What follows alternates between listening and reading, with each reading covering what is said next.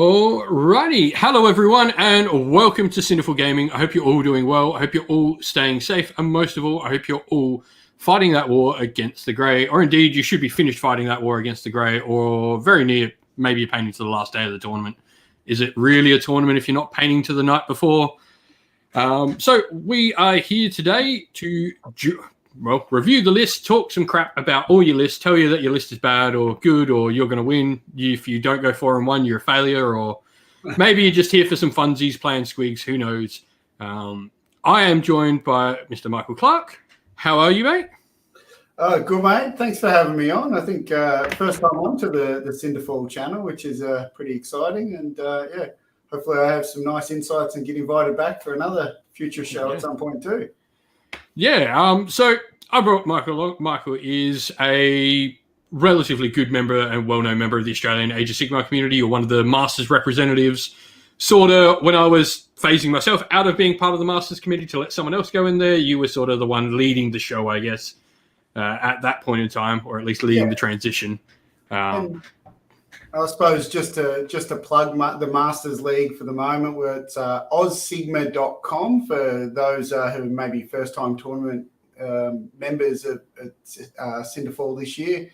ozsigma.com. We track the ladders and results of all the events in Eastern Seaboard and South Australia across the year, and then at the end of the year, come up with some awards for prize categories like Best in Faction awards, and then a invite-only Masters event for the top 16 to 20-ish players, depending on drops, and then hopefully crown a Master. Now, unfortunately, last year COVID kind of just ruined all that, but it's a fresh season now, and this will only be the second major event of the year, again due to COVID. So still pretty early in the season to get your points and position for faction awards or your Masters run.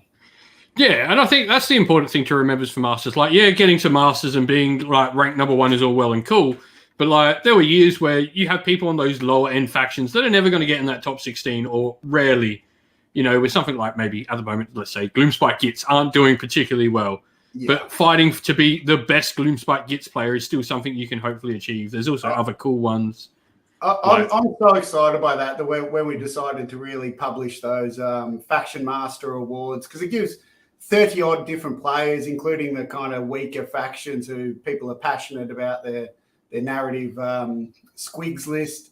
They can still get a top-ranked Masters Award if they do well with it, and play the army they love. Yeah, and there's a couple of other cool awards. There was the, Marco Colombo Award, which is the player who goes to the most events, or the Changeling Award, the player who plays with the most different factions over a season, which I think is a really fun one to try and achieve, like going, I'm never going to take the same army twice to an event. Yeah, it's lots of opportunities. So, ozsigma.com and log in and have a look at the rankings and what we do. And also on that website, you should be able to find, is it on that website or is it on the Facebook page where your state representative is found? Yes, both. It's on the Facebook page and the website. The website. So at the moment, Alexander Khorne is the SA state rep, but if anyone outside of SA watching tonight, check the page for your own state rep. Cool. We're going to go through all the lists, as I said. We'll go through them all. We'll talk a little bit about them. And after the show is finished, I'll post the matchups. So you can see all the lists now, and then we'll go into matchups. Now, I guess a little bit about the event to begin with beforehand. We have 24 players all up for the event, which is pretty decent, all things considered. COVID times, we can't have any interstaters. And we're in a new location, which is like very far up north of Adelaide. Normally, SAGT is on the southern side of Adelaide. I live quite a far way away from that. And so we're all the way up the other side of Adelaide now in the northern suburbs for this one, which is cool for our local community, being able to have two events either side of the city, trying to get as much into our web as possible for the community. If you haven't signed up for this Cinderfall GT, I know that the Beers of Sigma will be organising SAGT early next year.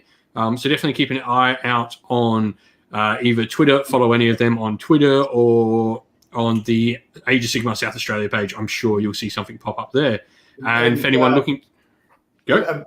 Both SA events are very popular with interstaters. Unfortunately, obviously, Cinderfall is closed borders at the moment, but SAGT last year, I think, sold out before it even went on sale, and had a huge wait list. So, anyone who's interested in that, keep a very close eye and be hammering your F5 refresh button to get your ticket, because it's an awesome event, and SA always puts on a great show for the interstaters.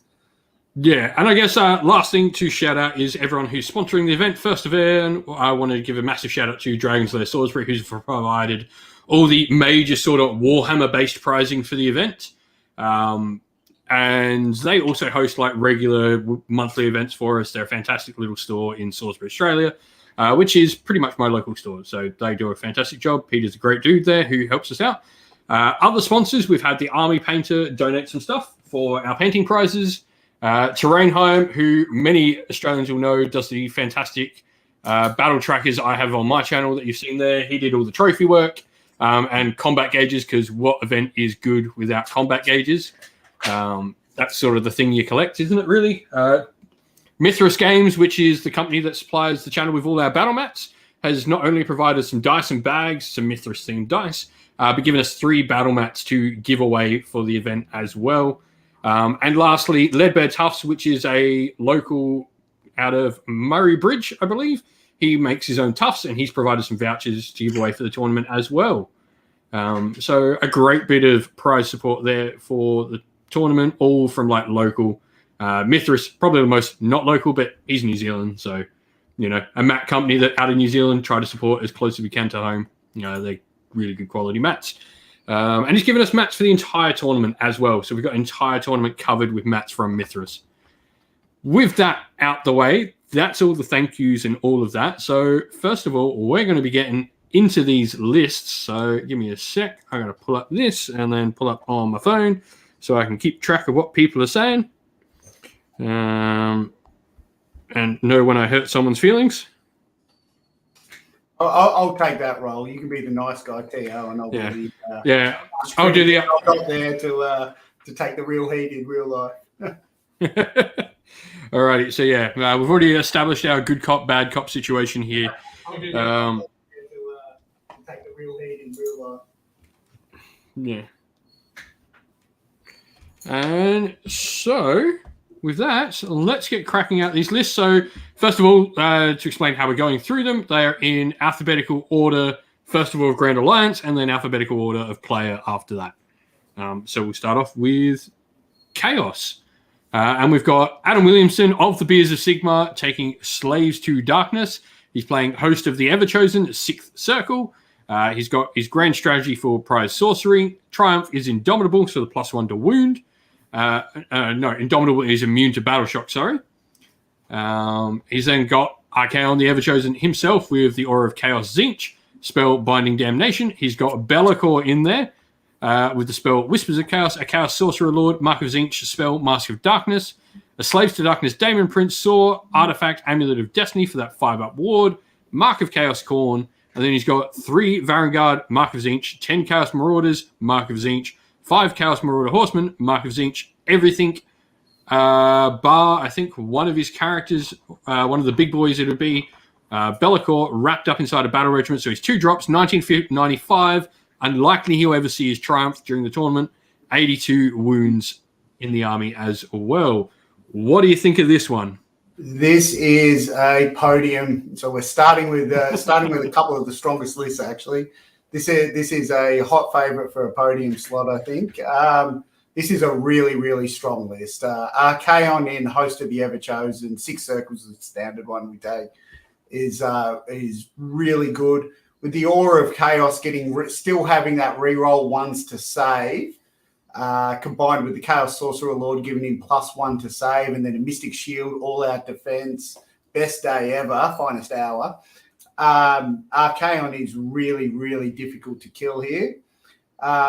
the Chaos law. The one thing that this list lacks, though, is real, genuine hitting power. Archaon is a lot of point sink, and he really usually needs that double attack to get his points back. There's no option to give a double attack in this list, but overall, this is a fairly top meta list. Very, very strong, very difficult to deal with. Yeah, and the addition of like Be'lakor is going to allow Archaon to not have to fight against the opponent's best thing, because Be'lakor is going to be able to use his ability to stop something activating, namely allowing like Archaon to go do something other than having to stick someone in the sword. Absolutely. We're between Be'lakor and the Khorne Slaves to Darkness Demon Princes anti-movement shenanigans or half-charge shenanigans. Archaon will generally be dancing around the table and picking his fight rather than being pinned down. So that should give the advantage that he will need, given very reliant on Be'lakor to deliver the punch and without the double attack. Archaon doesn't have mortal wounds, only has Ren 2 on a couple of attacks, so he can sometimes get tap hit and bogged down if he gets into the wrong target. Yeah, that's going to be the big thing, is Be'lakor making sure that he doesn't get into the wrong target. He doesn't want to get caught in with something like a 4-up ward save unit of, say, like a big block of Phoenix Guard. I know there's no Phoenix Guard in the tournament, but something like that that'll actually survive. He doesn't want to be stuck into. For those, the Daemon Prince, Mark of Chaos Khorne, you'll notice it's the only Khorne unit in the army. Do you want to talk about why it's Khorne and not Tzeentch like the rest of the army? Yeah, so the Khorne Demon Prince is amazing. It has, the Khorne version of it has an ability that is, for a command point, it halves the run and charge of any unit within 18 inches, or any enemy unit within 18 inches. Now, in AOS 3, that has... In AOS 2, that was good in and of itself. That was great. But so people could move up to that sort of 3.1 inch and still a 6-inch charge to get in is a little bit risky versus the 3-inch. But in AOS 3 with redeploy now, people can pull... someone will move a unit up to the 3-inch line, 3.1 inch, and then the opponent can redeploy away, I don't know, say 3 inches away, and all of a sudden you're 6 inches from the charge line, which means someone needs to roll a 12 to get their charge off. It becomes very difficult to hit charges to play around that Demon Prince. Yeah, something worth talking about as well, like you just said it, the ability for redeploy can also move him to different places on the table, move that model particularly as well to change where the ability is working from. Yeah, which is definitely for sure. They'll generally be sitting in the middle of the army, and an 18-inch aura is pretty huge, so you can do it, but you may not need to. Something more needed. I guess the only other thing to talk about in this list is, what do you think of the battle line choices? Because 5 Marauder Horsemen is a little bit different. Normally it's just lots of Marauders, I see. Yeah, he probably could have gone either way there. The 5 Marauder Horsemen is something fast-moving to move up into the midfield as a screen to sort of bodyguard Archaon and be a blade of armor maybe. Isn't a bad idea. The one bit I actually wanted to add into it, though, is he's a 2-drop, and when my initial quick review over the list, I think this is the lowest or equal lowest. I don't think there's any 1-drops, or maybe there was one in there that snuck in that passed my review, but he's going to be low drop most of the game, control the game. And one thing we didn't touch on, Luke, was around what does Host of the Everchosen do? Well, Host of the Everchosen allows Archaon to roll a dice and hide it under a cup or a piece of paper or whatever, but Archaon knows in advance on whether you're getting the double turn or not. And that is an incredibly powerful ability to be able to play knowing that you have a double turn or knowing that your opponent's going to have the next round into you. Yeah, I had to play against this with the all Varangard build around Archaon at the last SAGT. So no, not the last one, the one before that. It was interesting. It's very good list. I think as final summary, this is kind of 5-star. It will definitely be a 4-1, and it should be pushing for a podium or the outright win and be in contention for the win. Yeah, Adam, personally, I don't think I've met Adam, unfortunately, in my previous travels, but if he knows how to pilot this is a real threat. Yeah, Adam's been on the filth lately. He's been running like Seraphon before this. He's been on the filth train, so he's won a couple of one or maybe 2 one-days with his Seraphon, so we'll see how he goes with this. Next up, you'll notice we have a Kharadron Overlords army in the Chaos section. No, that isn't wrong. This is just Alexander Kron changing all the names of all his units. So ignore the top letter because it says like totally Ironclad is actually Kairos Fateweaver. When I saw this, I mean, it was hilarious, but I'll go through it and I'll say exactly what it is. So it's Allegiance Disciples of Tzeentch. He's playing Host Arcanum, Prize Sorcery again. So same grand strategy again. He's gone for Inspired as his Triumph, which is +1 to wound. And then he's got Kairos Fateweaver with Bolt of Tzeentch and Tzeentch's Firestorm, Blue Scribes, Fold Reality Arcane Transformation. He's got a Changecaster Herald of Tzeentch with the Fang Circlet, Unchecked Mutation, and Treason of Tzeentch. A Magister on Disc, which is the General with the command trait Spell Hunter, Artifact, the Arcane Tome, Lore, and then he's got Shield of Fate and Glimpse of Future for his spells. He's got Be'lakor in there, a Great Bray Shaman as a coalition ally with Flaming Weapon and Ghost Mist. And then he's got 10 Pink Horrors, 10 Pink Horrors, 10 Karrak Acolytes, and then the Umbral Spell Portal, Chronomatic Cogs. He's got the Core Battalions, 2 Warlord Battalions, and he's gone for an extra spell and an extra artifact. 9 drops, 1985, so a decent chance he'll get a Triumph. That's, from what I can see in the list, 15 looks to be like that magic sort of number for the event. And 79 wounds. Of course, technically there's a lot more wounds than 79, thanks to the horrors. There's what? An extra 80 wounds? No. What is it? 40 wounds in there. Yeah, well, no, an extra 80 in total. Yeah. 10 pink horrors is the equivalent of 50, so 2 lots of equivalent of 100 wounds. Once again, I mean, my first summary is I think this is one of the best lists of the event. It started off strong. Absolutely. This is also in. So we're starting with the real strong stuff. I think this is again podium contention in the mix for the outright win. Tzeentch is always strong. It has been since the book first came out when it was just outright broken. But despite a variety of nerfs and whatever over the years, it's still super, super strong. Horrors are still very difficult to deal with. They basically, for all intents and purposes, they don't battle shock away now. So they can't be healed in any way. But they don't battle shock either, which used to be the main trick to get rid of them. And he's casting a hell of a lot of spells, hell of a lot of mortal wound output. I think you mentioned your voice had a little bit of surprise about what's the Great Bray Shaman doing in there. That's always an interesting pick. But the key that it adds to a list like this is it's a very high drop list. Most of the time, the armies are going to be 18 or 22 inch apart. But nearly all of the damage spells are only 18-inch range. And so the trick, if you give them first turn instead of standing around doing nothing and then waiting to be double turned, you can use the portals and then the Great Bray Shaman's War Scroll spell to drag one of the opponent's units forward and then blast it with mortal wounds for days. Yeah. Yes, I know all about this guy. I played Beast of Chaos, so I thought that might have been where he was going with it. Devolve, I believe the spell is called. Yeah. Yep. Cool. Yeah. I'm surprised. Only played a game with them the other week. But yeah, there's definitely some really cool stuff on here. I mean, he's got everything for his Tzeentch army. I mean, I assume there's Karrak Acolytes are only Karrak Acolytes because he couldn't make them more pink horrors. That's literally it. Be'lakor in here isn't nice. We've got 2 Be'lakors in 2 lists. I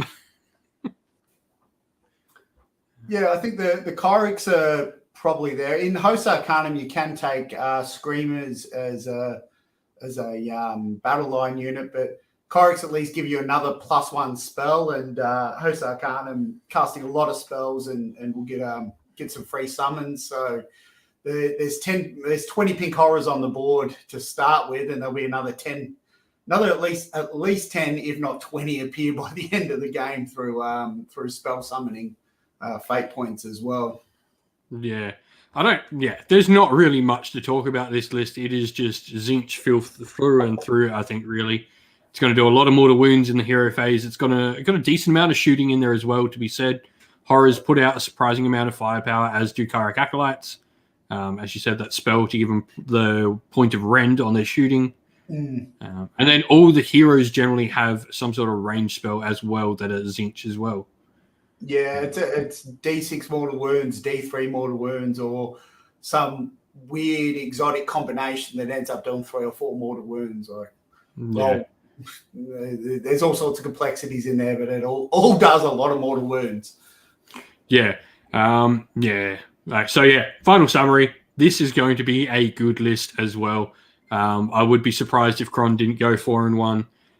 However, he's maybe not as familiar with this list as he is with his KO.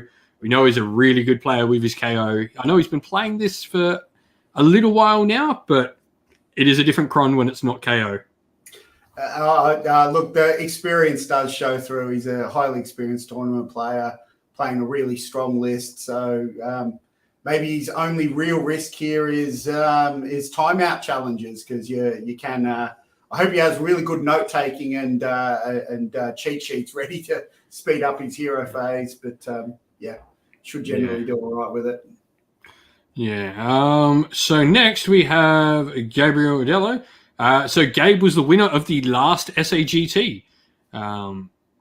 So a little bit of background for there. He's got the pedigree to sort of win an event, and he won it with something somewhat similar to what he's doing here. So Slaves to Darkness, Ravagers, Prize Sorcery again. Chaos Lord on Karkadrak, that's the general with the command trait Eternal Vendetta, an Amulet of Destiny, Mark of Chaos Slaanesh. He's then got a Chaos Lord with Mark of Chaos with Slaanesh Mark. And then the Ravagers command trait, Bolted by Hate, Chaos Sorcerer Lord on Manticore, Arcane Tome, Slaanesh, Master of Magic, Spell Binding Damnation, and Chaos Sorcerer Lord on Foot, Mark of Slaanesh, Master of Deception as his command trait, Master of Darkness for a spell, and then another 2 Chaos Sorcerer Lords as well, one with Skilled Leader, one with Unquestionable Resolve, Spike Tongue Curse, Whisperers of Chaos, both with Mark of Slaanesh. Battle line, 10 Chaos Knights, Mark of Slaanesh, 5 Chaos Knights, Mark of Slaanesh, same again, and then 5 Chaos Marauder Horsemen, Mark of Slaanesh, a War Shrine, Mark of Slaanesh with Curse, and Soul Snare Shackles. Battle Regiment, Command Entourage, 2,000 on the Nove, hence why no Triumph, he'll never get it. 4 drops, 125 wounds is nice though. Well, I guess, first of all, what do you think of this one? I think this is in the mix for a 4-1. It might struggle due to player skill and Slaves to Darkness being pretty good. I think he'll struggle to get to that 5-0 type thing in this meta, but Gabe does have the player skill to pull it off. The thing I do love really about it is it's a gorgeous, gorgeous army. I've seen it in person at a previous event or big chunk of it. I love how, because he's painted it in Slaanesh style and he's drawing his other Slaanesh stuff. It's he's gone the Mark of Chaos Slaanesh for all the aura benefit, which is clearly very underpowered. So he's taken a deliberate tone down versus what is possible in Slaves to Darkness, where you pretty much will always take Tzeentch instead, particularly if you're taking this kind of list with Chaos Knights and what have you. So the Slaanesh is a narrative pick to fit his paint scheme, and I really like that he's owning up and playing like that. Back to you for the minute. Yeah, I guess the big thing here is to talk about Ravagers and why there are so many command traits in this army. So Ravagers allows him to effectively swap his general every turn, and so every general gets a command trait, and they become general for a turn, and they're allowed to summon on.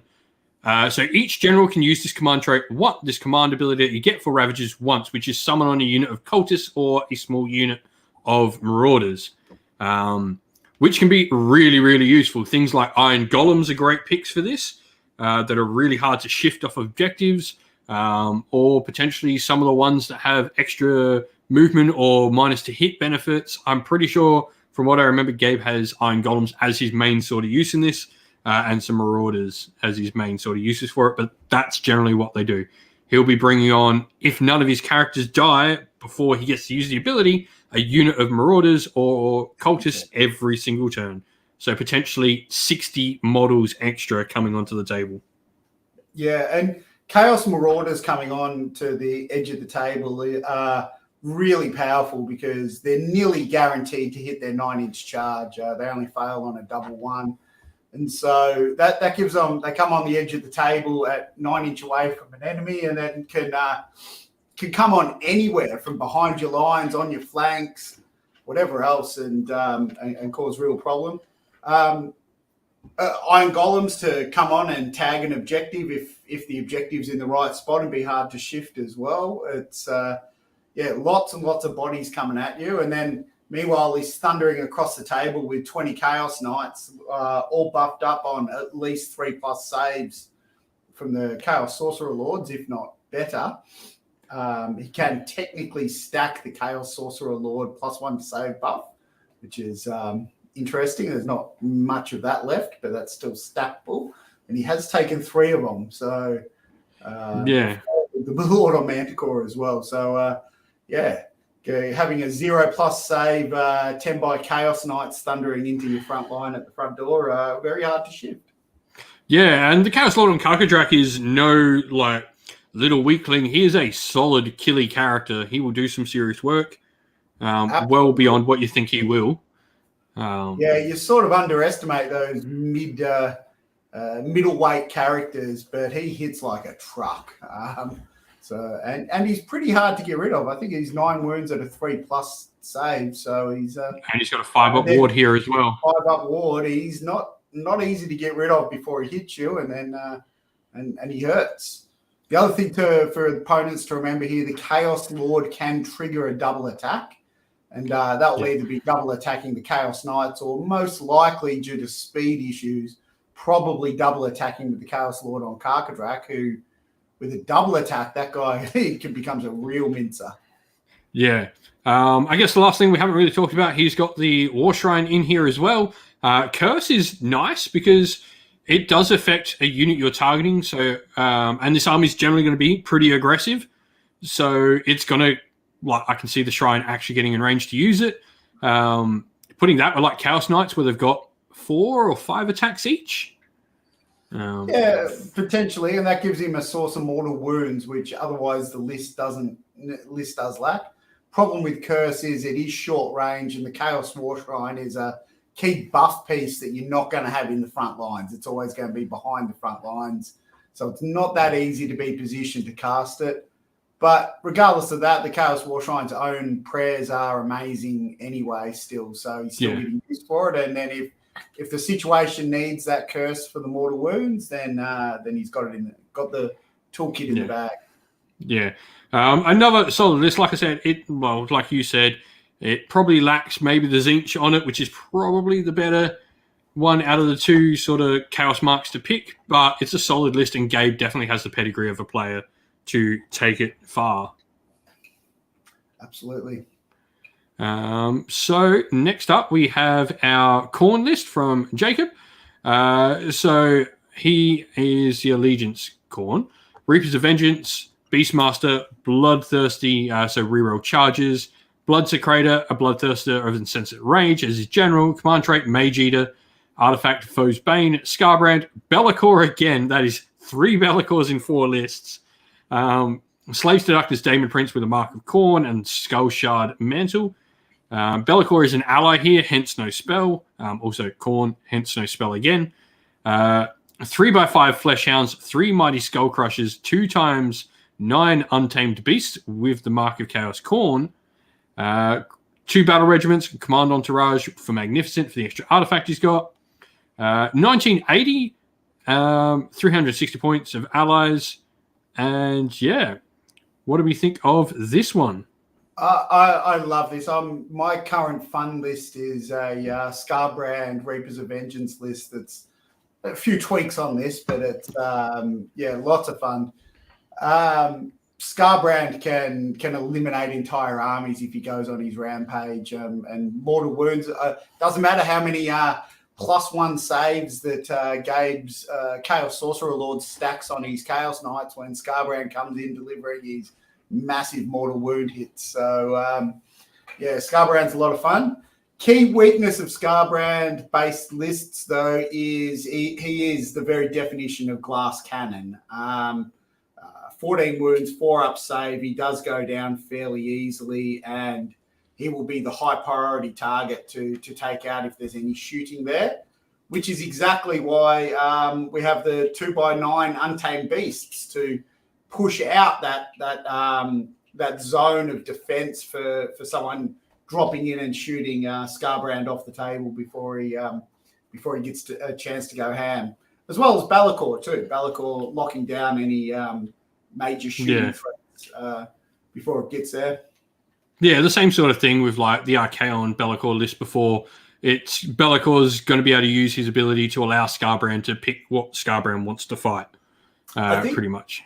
I think here that it has a couple of other benefits that I really love, and I love playing around with this, is Reapers of Vengeance allow a demon to attack twice, which includes Scarbrand, and it attacks sequentially. So that means he hits even harder. Secondly, the Bloodthirster of Insensate Rage. Oh, that's actually interesting. The Rage Thirster. Sorry, I thought it was the Whip Thirster, but never mind me there. The one limit on this list and the variant that I'm running at the moment is similar to this, but a bit different. Is it's very CP hungry. It uses a lot of CPs to get the Demon Prince ward up. Scarbrand double attacking every time he's in combat. It does suck up those CPs, and I'm tending to run it with a double Warlord just so I have that extra CP in the pool, and taking the Crimson Crown to get an extra set, essentially a free CP on the Demon Prince as well. But this is a lot of fun, and into any melee based list out there, this is a serious threat. Against shooting lists, it may struggle, but against melee lists, Scarbrand is a lot of fun when he goes ham. Yeah. I guess your final verdict on this list, what sort of result is it probably going to look at? I think overall it's probably a 3-2. If he gets a good run and avoids any strong shooting list, like Crom's or strong ranged list, then he may sneak a 4-1 out of it. It probably doesn't quite have the toolkit to go all the way to the top. Yeah. If you'd like to see Jacob actually play, he's the last Khorne battle report on the channel. So you can see a sort of similar list to this, play against some Stormcast Eternals. I think you're about right. I think 3-2 is probably what the list can go. If he gets a good run, 4-1, that 5-0 is going to probably come down not only due to probably the run, but also quite a bit on him as well. I don't know Jacob or his experience level, but I take you're on the scene on that. So next we have Jed. He's bringing Nurgle. His grand strategy is the Beastmaster, and he's playing a fantastically fun list. I play Jed all the time. I love playing his Nurgle. So he's got a Great Unclean One, who's the general, with the massive Bile Sword, command trait, Pestilent Breath, artifact, the Endless Gift. That is the sort of unkillable Great Unclean One artifact. And then he's got Flaming Weapon on there for, I believe that makes the sword damage 4, which can be pretty cool. Great Unclean One with Doomsday Bell, Favored Poxes, Rodigus, Glorious Afflictions, the Glopkin, Blades of Putrefaction, 3x5 Blight Kings, 5 Censer Bearers just in there. I'm pretty sure that's because he had nothing else that fit. But also, they can go in and do some mortal wounds if they hang around a fight. Battle Regiment, most of the army goes in there. 4 drops, 131 wounds. For an army with so few models is ridiculous. What do we think of this one? It's the triple Great Unclean One, and then Glopkin in there. So it's 4 fat boy bros take up all the space with a couple of Blight Kings in there just to fill out battle line essentially. I think this will struggle a little bit. This is a really exciting thing for Nurgle. Nurgle's this will be last gasp with the recent announcements over the weekend of the new book coming fairly imminently, which is really exciting for Nurgle out there. Nurgle does have currently some quite janky, awesome, nearly game-breaking stuff it can achieve, given it's the single oldest book in the current meta. But this list is a bit more fun and isn't seeking to exploit those old rule gaps that are possible within Nurgle. Look, killing off 3 great unclean ones, and Rodigus is a great unclean one, and Glockkin. Well, it's a lot of wounds, 5 up ward saves, healing every turn pretty regularly. The problem with the list is it really lacks output. It's tanky, but it just doesn't. It hits with pillow fists in the modern meta. Yeah, the fact that they lost the battalion and lost the Rend on the Black Kings, which would probably give him a little bit of output, definitely hurt. The really here that losing the Rend on the Blightkins via the battalion is massive. The Blades of Putrefaction can work really well, but don't really synergize with the Blightkins that well, given you have to choose which exploding 6 you want. Yeah, I think he works all right on Glockkin himself, though, I think, because he's got a load of different attacks.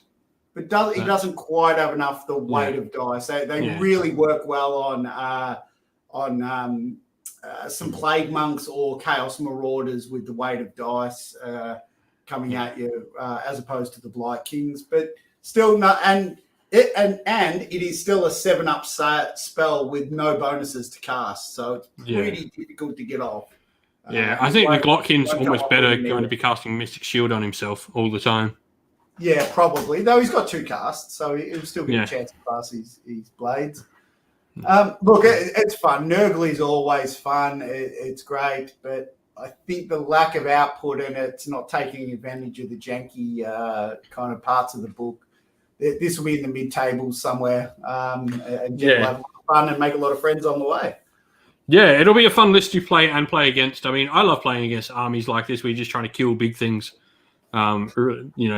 Jack the Giant Slayer sort of game you're going to be able to play with it.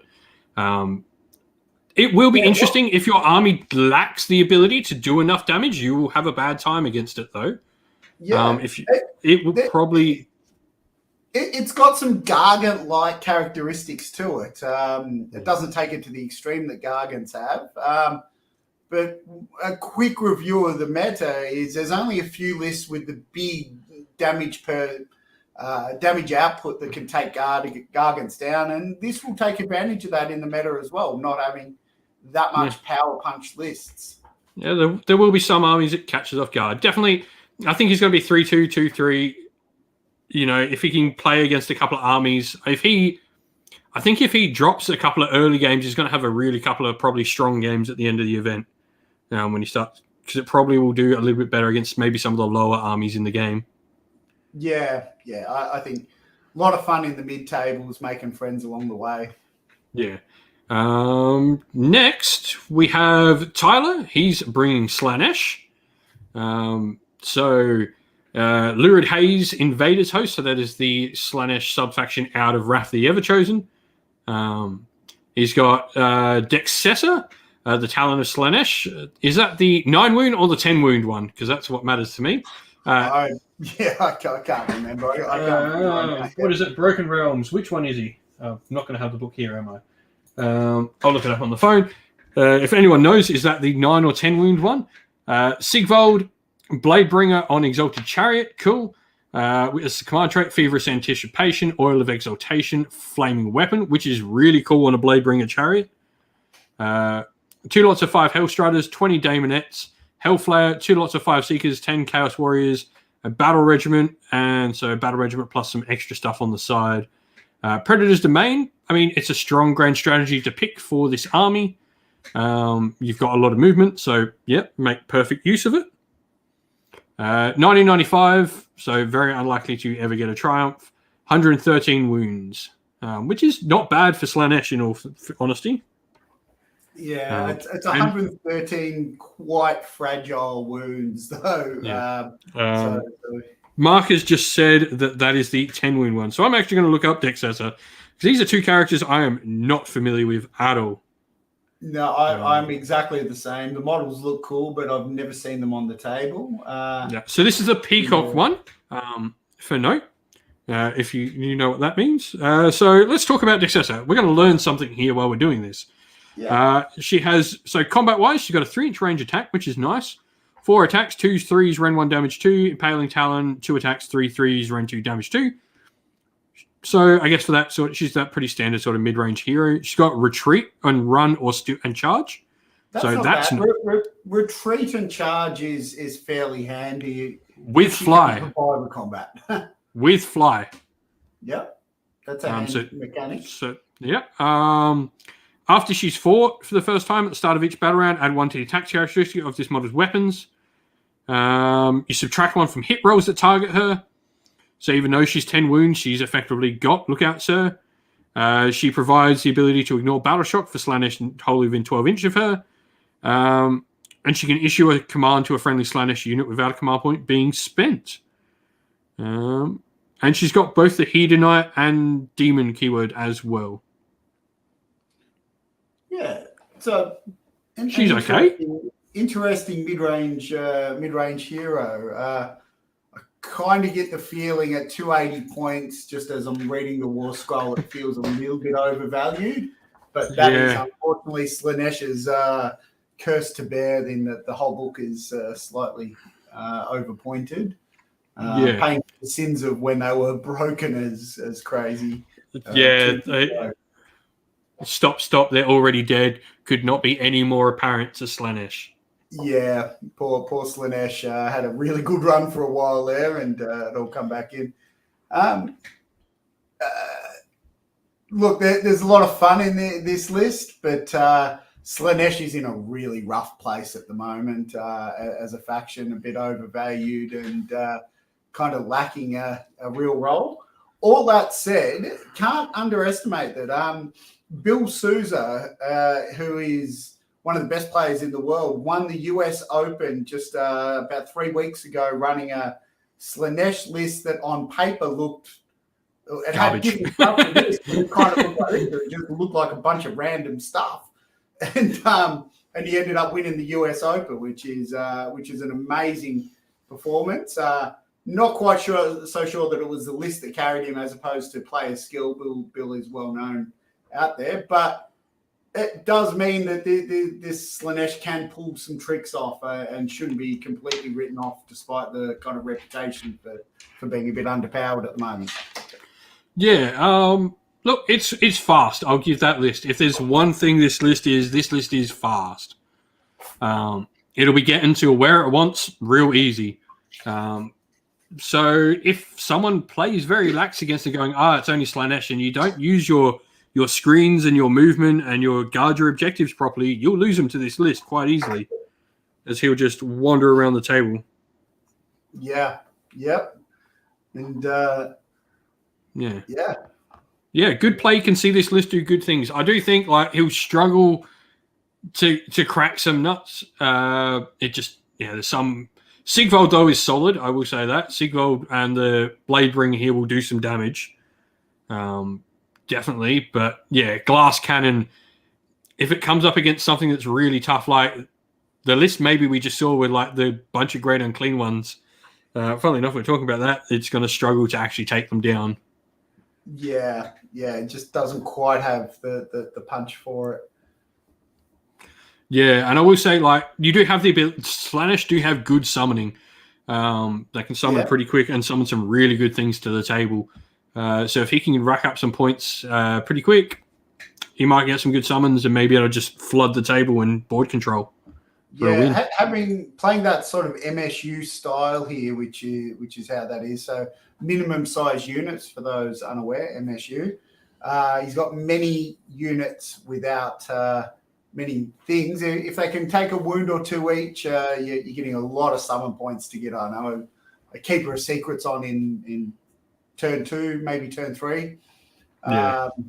This list gets very scary when a Keeper of Secrets can just pop out of nowhere.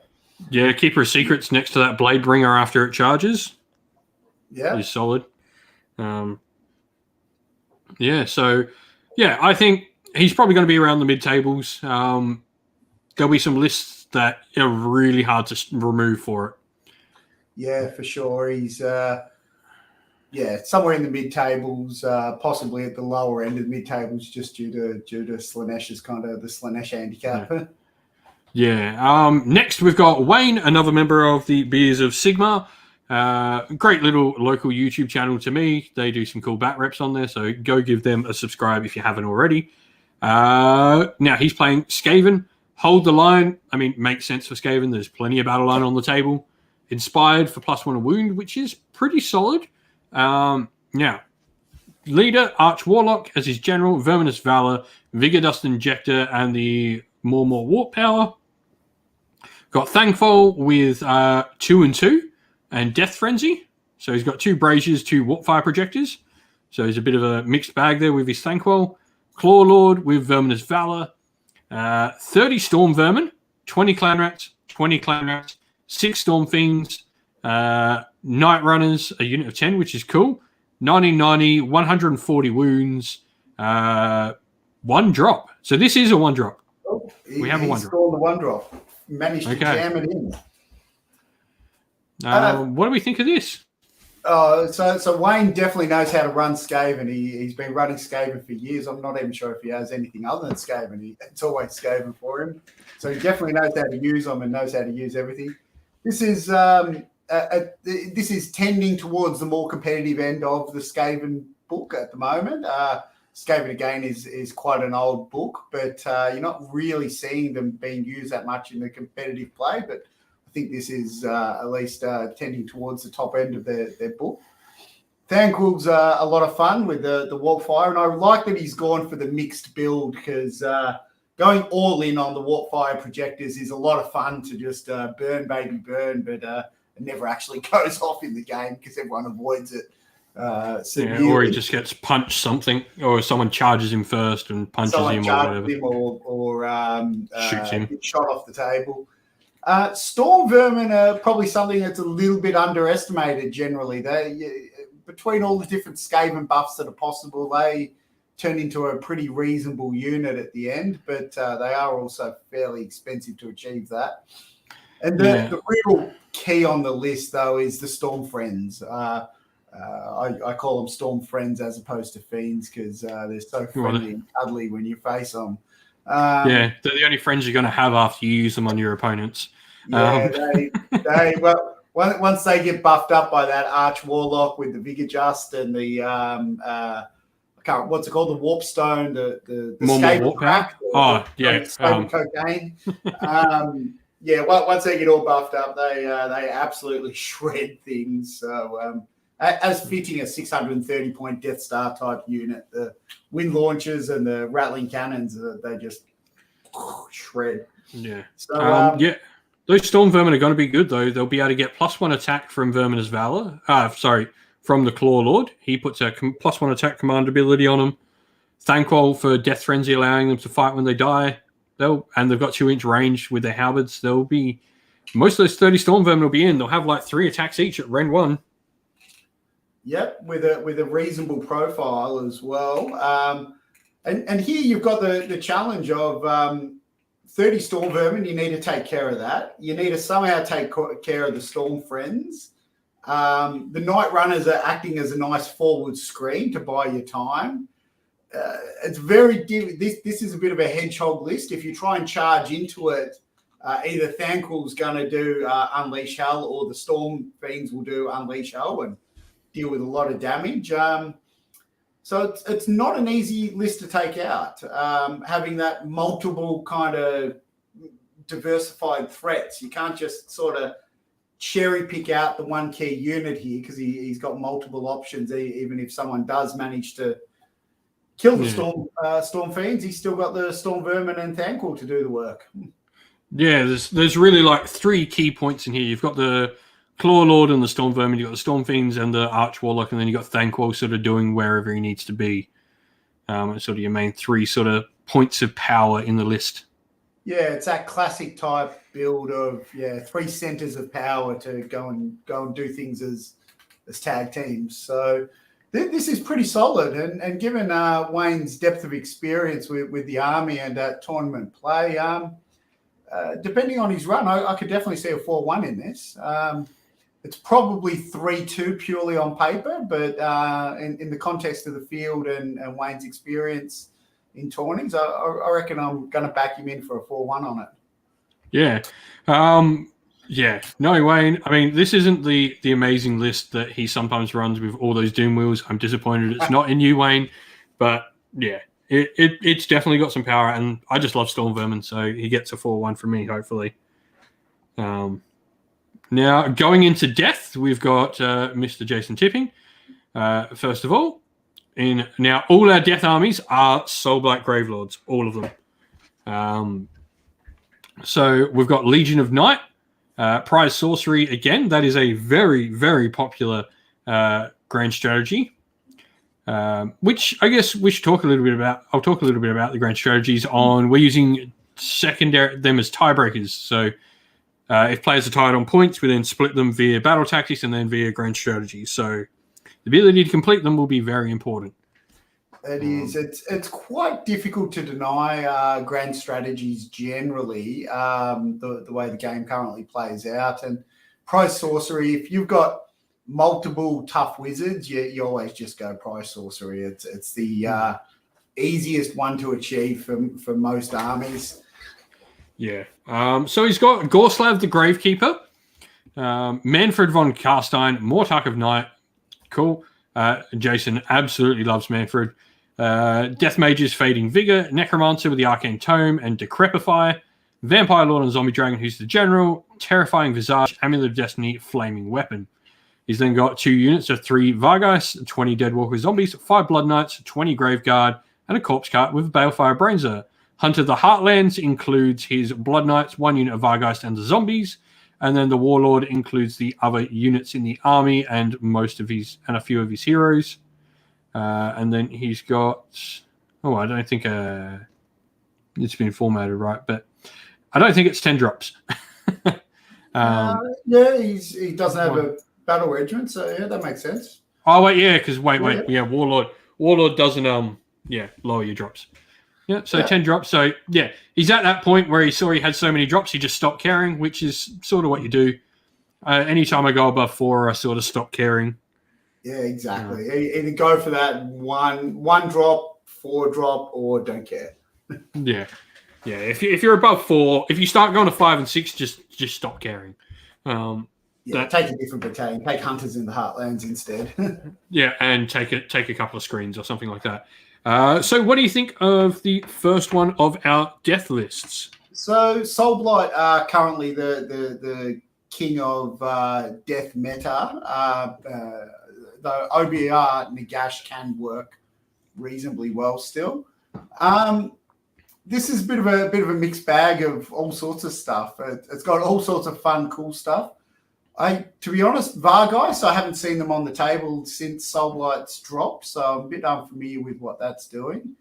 Gorslav synergizes well with the zombies, but he hasn't gone for zombie spam. He's only got 20 in there, so not quite sure what he's aiming at with that. It can work as quite a place of power if you go for the big zombie spam, but maybe he simply doesn't have the willpower to paint 100 zombies.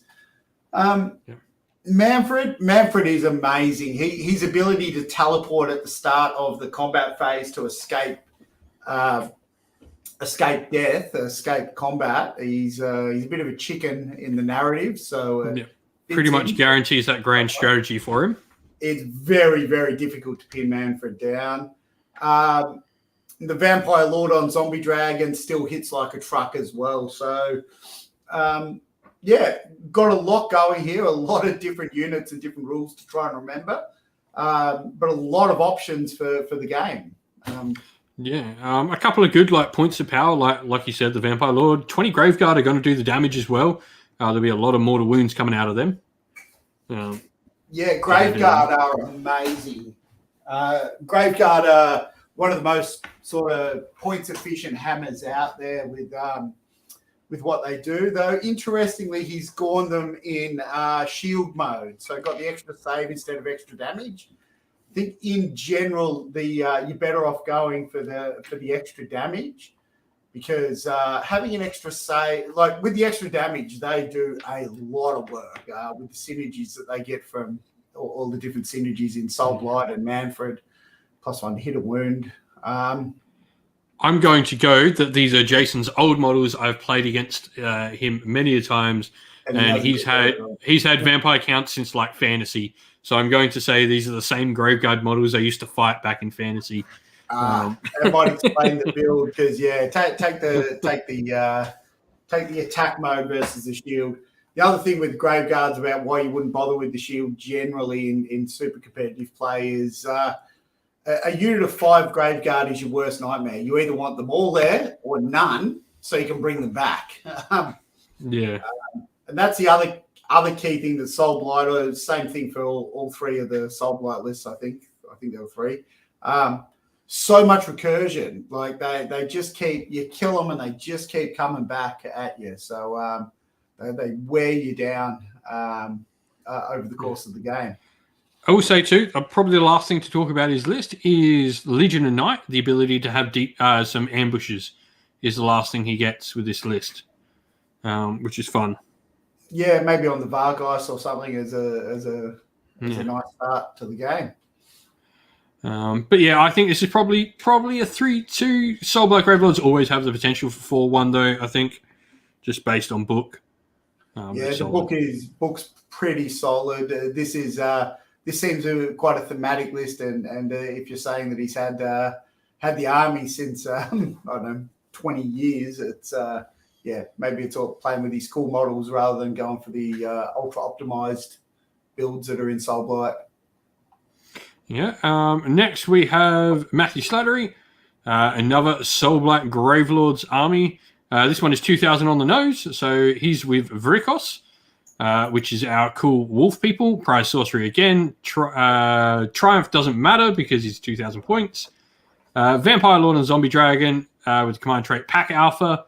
Artifact Amulet of Destiny. He's got Amethystine Pinions and Vile Transference. He's got Manfred in here as well with Decrepify and Soul Harvest. Belladama Volga, first of the Vrykos, with Soul Pike, Amaranthian Orb. Radikar the Beast. Crits of the Rat Prince. 3x10 Skeletons. 5 Blood Knights. Chronomatic Cogs. Geminids as well, which is super awesome. Really, really good spell. And then his additional enhancement is the spell, so that's why he's got all the magic. Battle Regiment, Command Entourage, Magnificent. That makes him a 4-drop army at 98 wounds.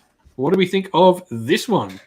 So Vrykos are tending towards the more competitive end of the book as well, so it's a good start. And Manfred and the Vampire Lord, we've already talked about. They're pretty awesome. Yeah. Pack Alpha on the Vampire Lord, getting an extra unit of dogs as well, is really going to be pretty essential in this because he's pretty thin on body count. 3x10 Death Rattle Skeletons is going for absolute minimum body count there. Yeah. Am I correct in saying Radikar can bring wolves on as well? I'm not that familiar with Radikar's War Scroll. I think Belladama is able to cast magic and bring wolves on. Yeah, Belladama is amazing at 200 points with her spell reliability, and her spell works a bit like Kairos in that it kills models and then brings wolves on to replace them. And it's that ability to tie a unit up or tag a unit of archers down or something so they can't unleash hell is game-winning level amazing. And for her point, she's really, really good.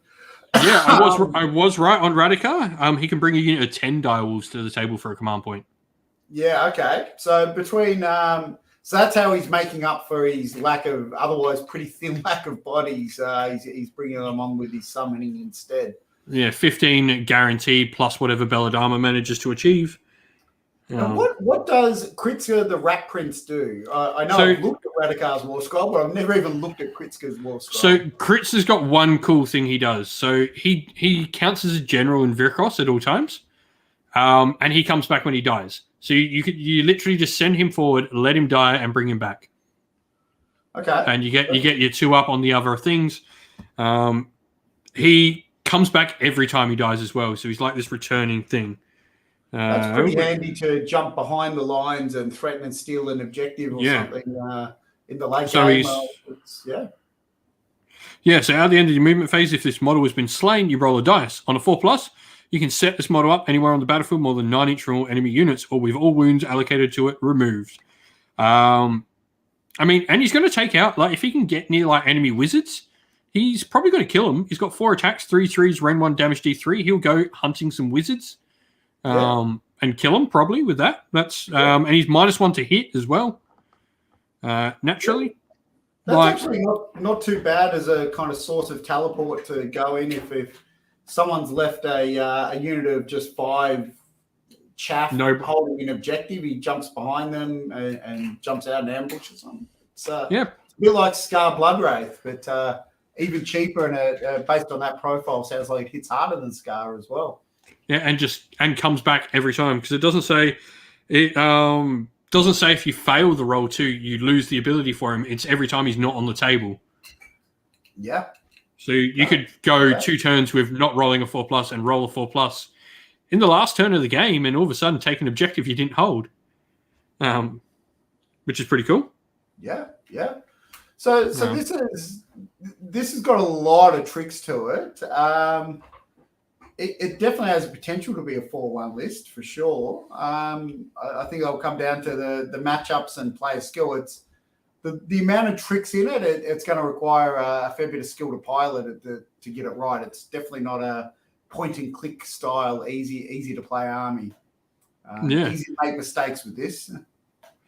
Yeah. Our last one day out, I believe Matt only lost to a Ironjawz pig heavy list. So, out of 3 games to lose to that sort of list, as we'll look at something like that later in the show. Solid. Very solid. Yeah, I think this is a solid list. And now I think this is our last Soulblight Gravelords list. So what I like about this is all the Soulblight lists are extremely different. Yeah, they've all gone in very different trends. So Vrykos is the same again. Prize Sorcery, that is the one similarity between all of them. This one, though, has Nagash. Then a White King with Pack Alpha, 2 times 10, 2 times 20 Death Rattle Skeletons, 20 Graveguard with the Killy Weapon, 5 Blood Knights, Spell Portal, Battle Regiment for a 1-drop as well. Yeah, so this is all about Nagash, obviously.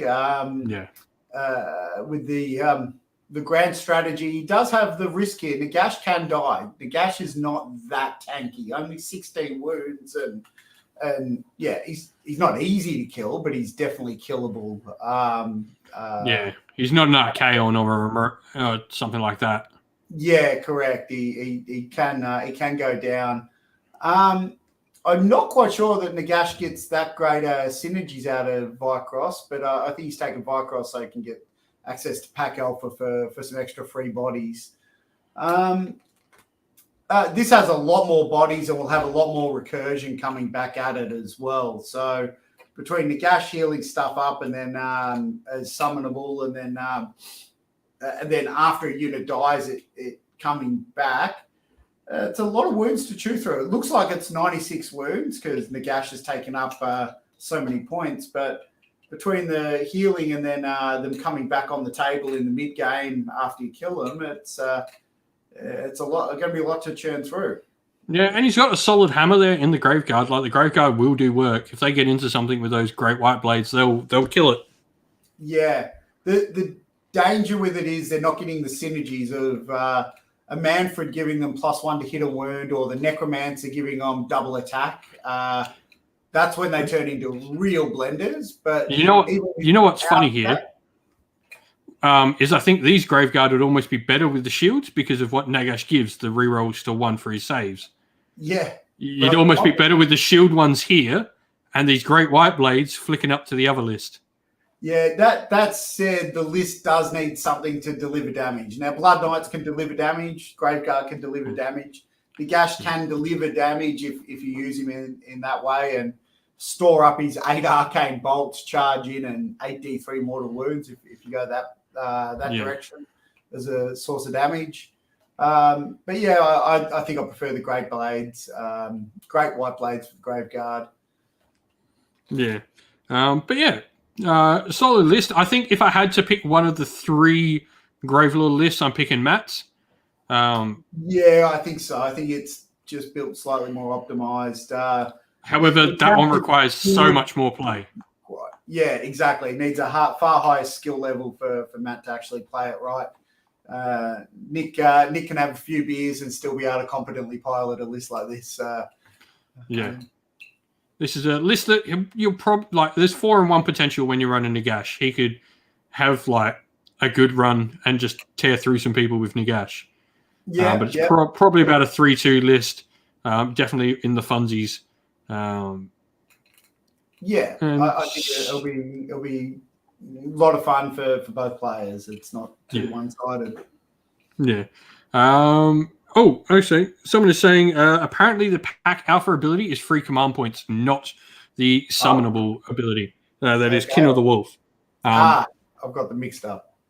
Either way, the other list still had plenty of summoning of wolves. So this is some extra command points, which is cool. That means Nagash is going to have that ability to keep using his command trait, which is going to be integral for the army. Yeah. Cool. Going on to Destruction, and where would it be Destruction without starting with a Gargant list? So hot right now. They are so good. They're just winning tournaments globally. They're hot. 4-in-1, the most percentage of anyone getting 4-in-1s. Yeah, they're pretty easy to go 4-in-1 with, and the real. They've got so many good things going to it, and this isn't a Gargant show, but because we could probably chat for 2 hours about Gargants. But in competitive at tournaments, not only do they get lots of objective points and battle tactics, they often deny opponents battle tactics as well. Like the opponent's looking at going, well, how do I conquer that objective that's got 2 of them standing on top of, or if the opponent doesn't have the hammer to do a one-shot kill, how do I take it down, or broken ranks, or slay the warlord if I don't have the toolkit to actually kill this thing this turn? So it often denies the opponent battle tactics, and then that just builds that lead even further over the course of the battle. Yeah, and not only that, in the way we're scoring the tournament, it'll really hurt people on their secondaries for like that split. Because like I said, you'll have, so the way we're doing the tournament, you have your battle points for the game played, and then secondaries, first of all, is head-to-head. I like it as my first true secondary. If you've played the person you're tied with and you beat them, you're higher than them. Yep. That's, and then from there we go to amount of battle tactics completed, amount of grand strategies, in other ways down the line. I like that generally, and when you come to a Gargants list, I don't see anything in this event that can actually kill every single Gargant here. So he is going to get Beastmaster every single game. I don't think there's the damage output to take the 3 big boys and then the 3 babies down. Look, this is built pretty fun with the one of each of the big guys. There's a bit of diversification. I always love the Krakens and Taker. Extra bodies on the objective and the kicking the objective. Not quite as powerful in the modern GHP versus the old one, where it could do some really nasty stuff, but still nonetheless very useful. Kraken skin sandals are great because they do increase the Kraken Eater's damage output. It's still not quite as powerful as a Gatebreaker, but it does up its damage output a lot. And putting Yamlet of Destiny on his general there is, you pretty much pick which one you want to put it on. He's obviously going to use the Kraken in an aggressive mode with the Kraken skin. So, sure. Go take some 5-up save. Go take some midfield or opponent's territory objective and just force them to have to try and deal with you. And they either can or they can't. Yeah. I also is cool. I think the classic the current net list for Gargants is 4 megas, and I think there's another one of those in the. Yeah, we'll see that meta list in a sec.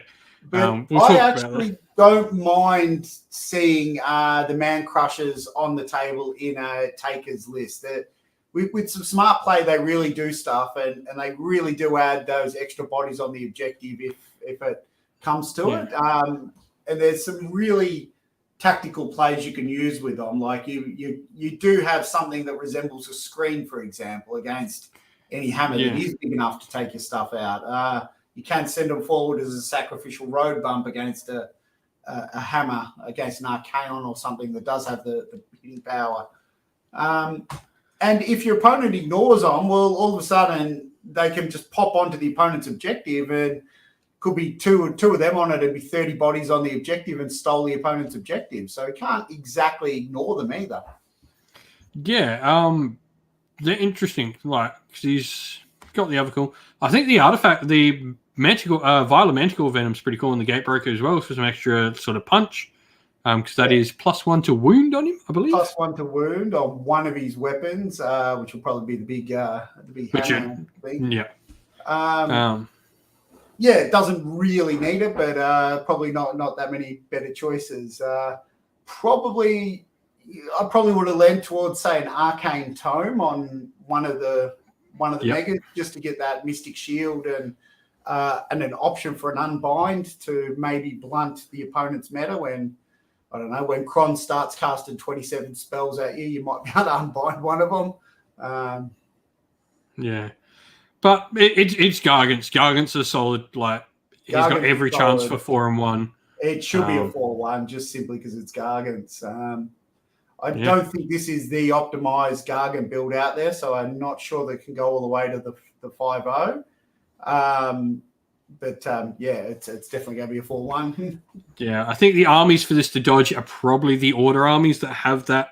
Probably the Order armies, from what I can see, have that combat punch that are going to go in and probably be able to remove a Gargant from some of the units I've seen in them. So, and maybe some of the destruction, which we'll get to our next destruction army. Andrew Frank. He's running Ironjawz, Iron Suns, Sever the Head. So he's got he's playing very aggressively with that grand strategy. He is no hold barred on this, having to kill all the enemy heroes, which maybe isn't the best idea with the heroes we've seen in this tournament. Extremely difficult. He's playing on hard mode with that grand strategy, but But it doesn't matter if he has this army, and this army can punch. If it punches through and kills and tables his opponent in 3 turns, doesn't matter. He's done the grand strategy anyway. Or he's won by enough points that grand strategy doesn't matter at the end if there's only one enemy hero left. So he's got double Mega Boss on Maw Crusher. One is the Gen with Mega Bossy, Destroyer, and Minun. The other one has the Amulet of Destiny. 2 War Charners, Fix and Beat and Get 'em Beat. Weird Knob Shaman with Bash 'em Lads. And he's got 2x5 Auric Brutes, 2x3 Auric Gore Grunters, and 5 Auric Ardboys. Battle Regiment, Command Entourage, extra artifact in there. 15 points under. 1985, 15 points under. 125 wounds. 24 wounds, sorry. What do we think of this one? I love it. And Andrew is dyed-in-the-wool Ironjawz player from way back and plays extremely narrative. Yeah. He's literally just commented, he's like, you know me, Luke, go all in on the first turn and win or not. Yeah. He'll be hitting the bar pretty early most rounds. Double Maw Crusher is it's just huge, very fast, and the whole army will race across the board and hit you really fast, really quick. Bit surprising to see a Weird Knob that doesn't have a great big hand of Gorehawk. Nearly all of them seem to have memorized that spell. So I have no idea what Bash 'em Lads does, because everyone always uses the teleport instead. A book behind me. What does Bash 'em Lads do, Andrew? You're in the chat. Tell us what it does while we talk about your army. Yeah, no one's ever seen that in competitive play, but I'm sure it buffs his stuff up even more.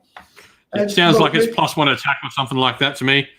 Yeah, it'll be something like that. And this guy, this list will hit like a truck. It'll pop the rend early and try and rip through the opponent. And if it runs into too many screens or unleash hells or something like that, then it will struggle. But yeah. I will say that won't be too big an issue because there's not an awful lot of shooting armies in the tournament.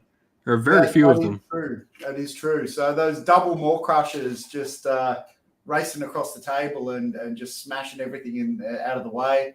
With 18 wounds, 3 up saves, and all the various buffs that are possible to that, they're not easy to get through, particularly if they're hit first. Okay, so Andrew's just said it's +1 a wound for attacks wholly within 16 inch. It is cast on an 8 though, but we do get buffs from the weird knob for being around Oryx, I believe. Yeah. So, look, an all-in narrative play of going hard, going early, smash them hard. I love the list. I play Orcs are fun. Double Crusher, and just it's the most fun faction out there. Yeah. Oh, Destruction in general. Like I always do say, Destruction is the most fun faction. It's fun to play with, and it is really fun to play against. Yeah. I love playing. Like me, Destruction is generally not something I play overly much, but I love playing against it. If someone brings Oryx, Gloomspite, Gargants, or Ogres to a table to play me, it'll be a good game every time. Yeah. Next, we've got. I might just have to take a 3-minute bathroom break, so I'll let you run through the Gloomspite, and I'll be back for the other Gargant list. No worries. So next up, we have Chris with a Gloomspite Gitz. He's a Beastmaster. Triumph is inspired. He's got a Loon Boss on Mangler Squig. Fight for another day. The Clammy Cow for -1 to hit. Loon Boss on Mangler Squig. Amulet of Destiny for a 5-up ward. Loon Boss on Giant Cave Squig. And then a Fungoid Cave Shaman, Handagore, 3x12 Squig Herd, 2x10 Boingrot Bounders, another Mangler Squig, Battle Regiment, Command Entourage, Magnificent, 2k on the dot, 158 wounds, 4 drops. This is boingly goodness. Look, this I think is very similar to the list we literally just talked about. It's Gloomspite. They're at a little bit of a downside at the moment. They're really not doing too well. But Squigs are probably one of the 2 types of Gloomspite lists that are definitely performing better, Squigs and Trogs. It is definitely the Gobbos who are really lacking more than anything from Gloomspite. He's pretty light on staying power. There's not a lot in this list that is going to be able to sort of stay in any manner. Mangler Squigs can go down real easy. Even that one with the Amulet of Destiny, I'm pretty sure they're only a 4-up save base. But yeah, it's got some good mortal wound potential. The Boingrot Bounders will do potentially 5 mortal wounds on the turn they charge. There'll be 3s and 3s on the turn they charge as well. 4s and 3s with 10, 20, 40 attack, 41 attacks at 4s and 3s is pretty solid. So it's got some hitting power, but this list needs to hit stuff, kill it, and keep moving, or if it gets bogged down in a fight, it's going to be really, really tough for this list to fight a sort of attrition war. I think that's pretty much it on the Gloomspite, really. It's one of the better sorts of Gloomspite lists, but there's a lot of hard-to-kill stuff currently in the tournament. I think 3-2 will be generous for it, in all honesty. Yeah, Gloomspite are another one of those books that are kind of in the pretty tough spot at the moment and need a bit of a refresh to find some new legs. I mean, this army looks amazing. I've seen Chris's army; it looks beautiful. As do nearly any Squig army looks amazing. Bright colors everywhere. But yeah, there'll be some lists where it is really going to struggle to remove things off the table. Yeah, doesn't like fighting attrition. So next we've got Mark, and this is the Sons of Behemat list we were talking before. This is pretty much the meta list. 4 megas, double Kraken, Gatebreaker, War Stomper, 2 bosses of the Stomp. So he's 4 drops. He's got the extra artifacts in there. So he's got an Arcane Tome with Flaming Weapon, and then he's got the Glowy Lantern with Flaming Weapon. because he's allowed to have 2 wizards by how he does this, and then he's got the Amulet of Destiny on his Gatebreaker, and monstrously tough on his general, and then the War Stomper is the only one that's bare bones.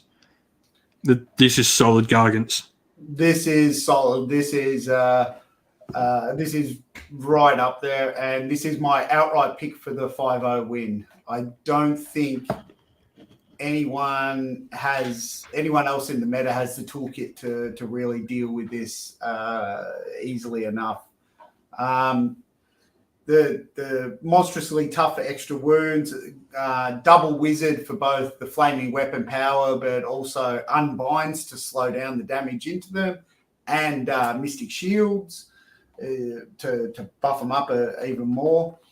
The one thing, though, a double Kraken does lack, and double Kraken plus War Stomper, really the Gatebreaker is the only thing that hits hard in this. So it doesn't really do the damage versus the double Gatebreaker versions. But this is very difficult to deal with.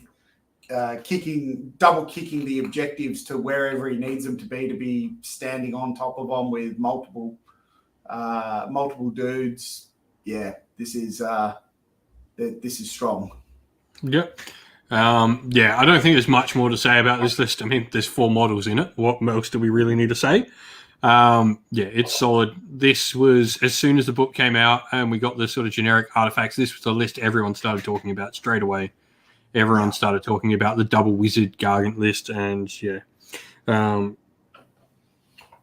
as Mark has just said in the comments, Mystic Shield, Finest Hour, all out defense, 3-up save, ignoring 2 points of rain, 40 wounds on, and a 5-up ward after that potentially as well. Solid. Very tough. Very, very, very solid. Yeah.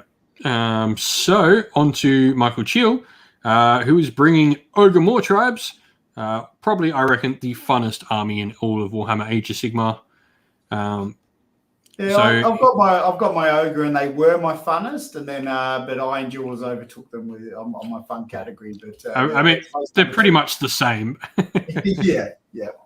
Run forward and hit stuff, and he has literally gone for the run forward and hit stuff list here, with the Boulderhead Mawtribe, which is the Monster Mash one. So this gives him access to mount trait for all his heroes. Hold the Line, I mean, is solid for ogres. In all honesty, like he's got a lot of wounds in there.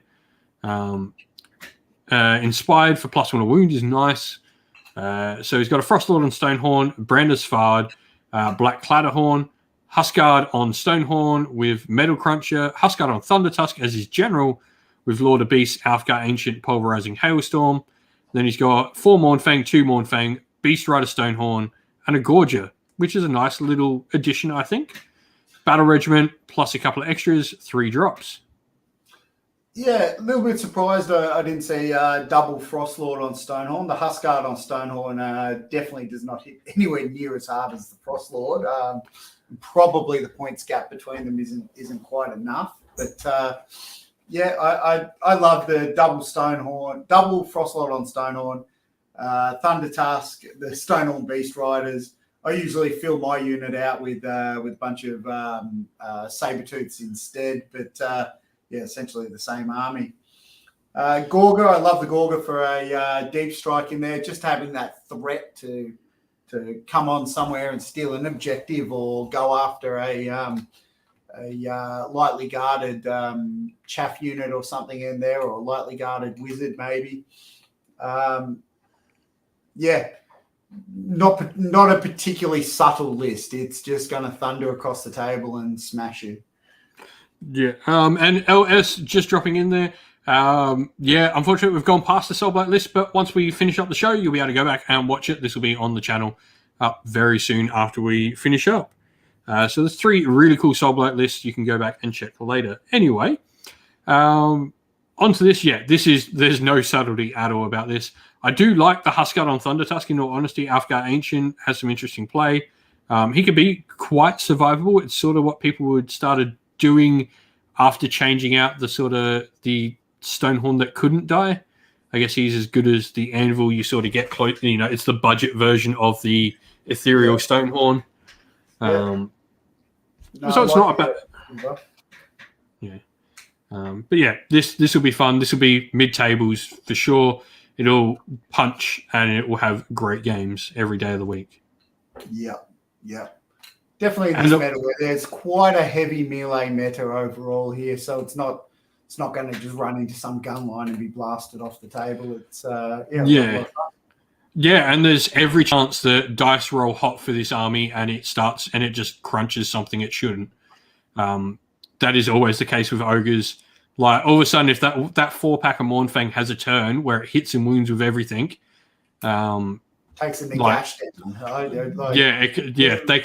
They can mince a negash in a turn. I've seen units like that go. Fun enough, Doom. Seeing Doom, Iron Guts are pretty much the same. They're just not mounted like Mournfang. Seeing 6 Iron Guts go into Archaon, roll hot, and take them off the table. Yep. Like, if he rolls hot with any of these units, literally anything, maybe except the Gorger, they'll remove whatever they're fighting off the table. And he's pretty low drop. There are a couple of 1-drops and a 2-drop in the meta, but at 3 drops, he's generally going to outdrop, and so therefore he's potentially on for the double turn, and a 1 into 2 double turn being hit by this thing can hurt pretty hard. Yeah. If that first part of the double hits well and actually kills its stuff and then is able to go into your secondary lines, it can get messy real quick. Yep. Always be careful playing ogres. You might go, they're only ogres, but if they roll hot, they'll show you a lesson. Yeah, don't underestimate ogres. They're a bit swingy, but they can do work. Yeah. If they swing in the right way, you're in trouble. Next up, we got Stewie. So Stewie is the Ironjawz army that beat the Soulblight army we had up before.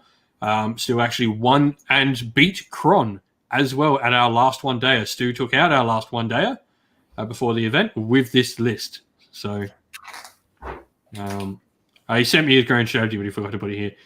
He's gone for the heroes staying alive.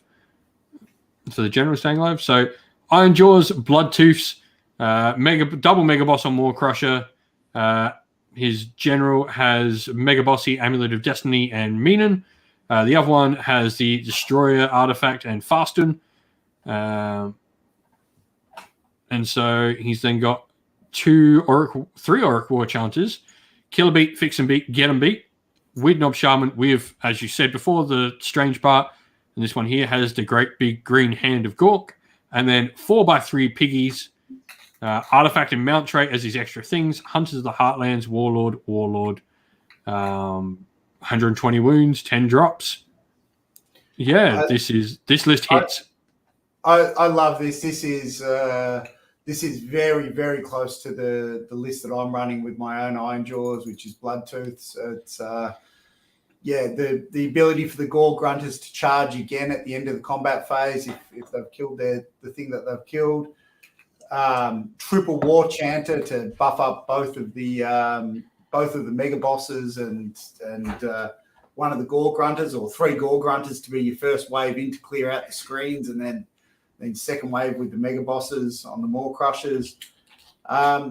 This list doesn't have a huge amount of subtlety, but with all the movement shenanigans that Ironjawz could do with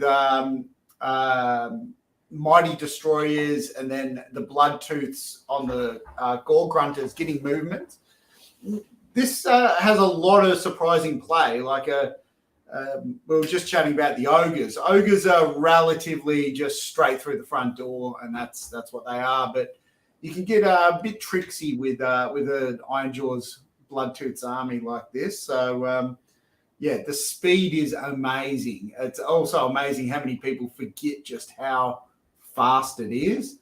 And you put your stuff down, and they're like, "Yep, I'm fast," and they're like, "Yeah, got it. How fast? Like, I can get anywhere on the table fast." And they're like, yeah. And then at the end of the turn, they're like, "Oh shit, I didn't realize you could move that fast." Yeah, they're like Nurgle in that respect of you just don't. You think fast when someone says fast, and you look at the models and you're like, yeah, that's cool. You big hunk of meat. You won't move that fast, and then all of a sudden it's in your front lines turn 1. all Or across. jumped your front lines because it goes out and around and gets around the side. Yeah. I mean, like I said, Stewie won our last event, our last one day before the GT, and he beat two of the lists you've seen above that we both thought were good, including Khorne, on the way to it. So, like... He's definitely in the mix for a podium here. And this is one of those lists that I actually don't know. I haven't done the maths, but it might have the killing power to take some of the Gargants down. Yeah, we didn't have any Gargants at the one day. However, he did chew through all of Khorne's horrors in like a turn. So, if it can do that, it's got a good chance at Gargants. I think it's got a decent chance. I think it's the list that does challenge the 4 megas list being run by Mark. If they run into each other, one's going to knock each other out early, and that's the best list in this. It's going to wreck Mark's run to the podium. This is going to be the big problem list for him. Yeah. And like considering how we feel about both of them and the fact there's 24 players, there's every chance they're playing each other before the end of the event. Exactly. So So this will do well. This will be up in the mix for sure. Yeah, this will be up in the mix for 5-0, 4-1, I think. And that ends us for Destruction. I think we've got probably two of the favorite lists in here. In the Ironjawz list we just saw and Mark's Gargants, I think are two of my favorite lists to see out the event. As long as I don't have to put Khorne's name twice in a row on the plaque for my event, I'm happy. Sorry, Khorne. So on to order, and straight away we're starting with Stormcast. Alex, the Slender Man himself. And so, Knights Excelsior, which is my personal favorite. I love running the Paladin lists. So what Knights Excelsior gives is once per turn, a Paladin unit that's outnumbered by its opponent can get +1 to hit and wound. So that puts any Paladin unit on a 2-2 profile. Are Annihilators Paladins? Do they have Paladin keys? Yep, sure do. Okay, well, they're always going to be outnumbered with only 3 of them. So. Yep, so any one of those units is going to be on a 2-2. So we've got the Lord Imperator, Shock and Awe, Mirror Shield, solid artifact there. He's there because they're all in Thunderstrike armor, so he's going to be able to drop 1 unit a turn, 7-inch away.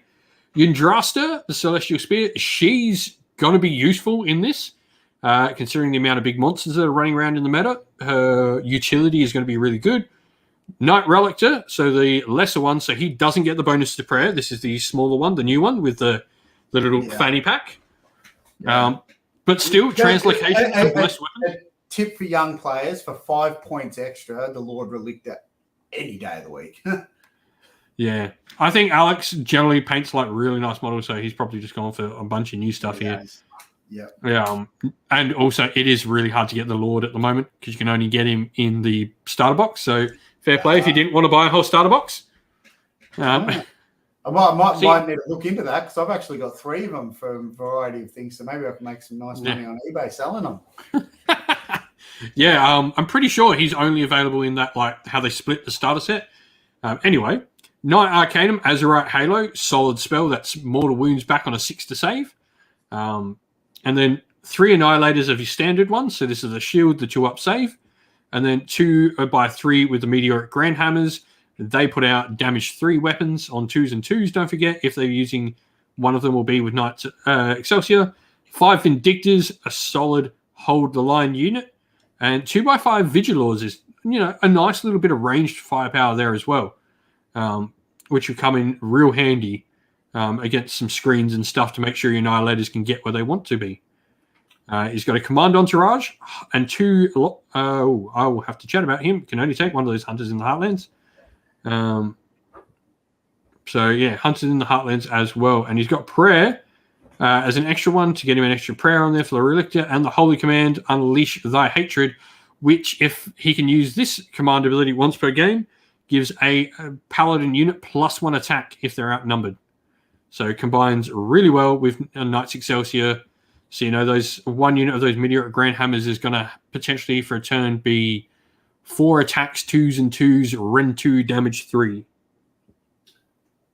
Yeah, this is solid. The Stormcast generally, the book is really good and has all the toolkit and so many different things floating around about the best builds. But Yndrasta combined with Annihilators coming in, and then once you finally kill on, then she just bloody brings them back is a real pain to chew through. Particularly the base Annihilators with their 2-up save are really difficult to deal with, and the Grandhammer ones, well, they hit so hard that nothing's going to hit them back anyway. So,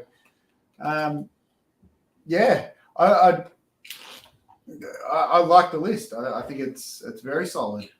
Yeah, I think he's definitely got the potential. He can do some serious damage. I think it just lacks the ability to kill off those Mega Gargants is a big issue.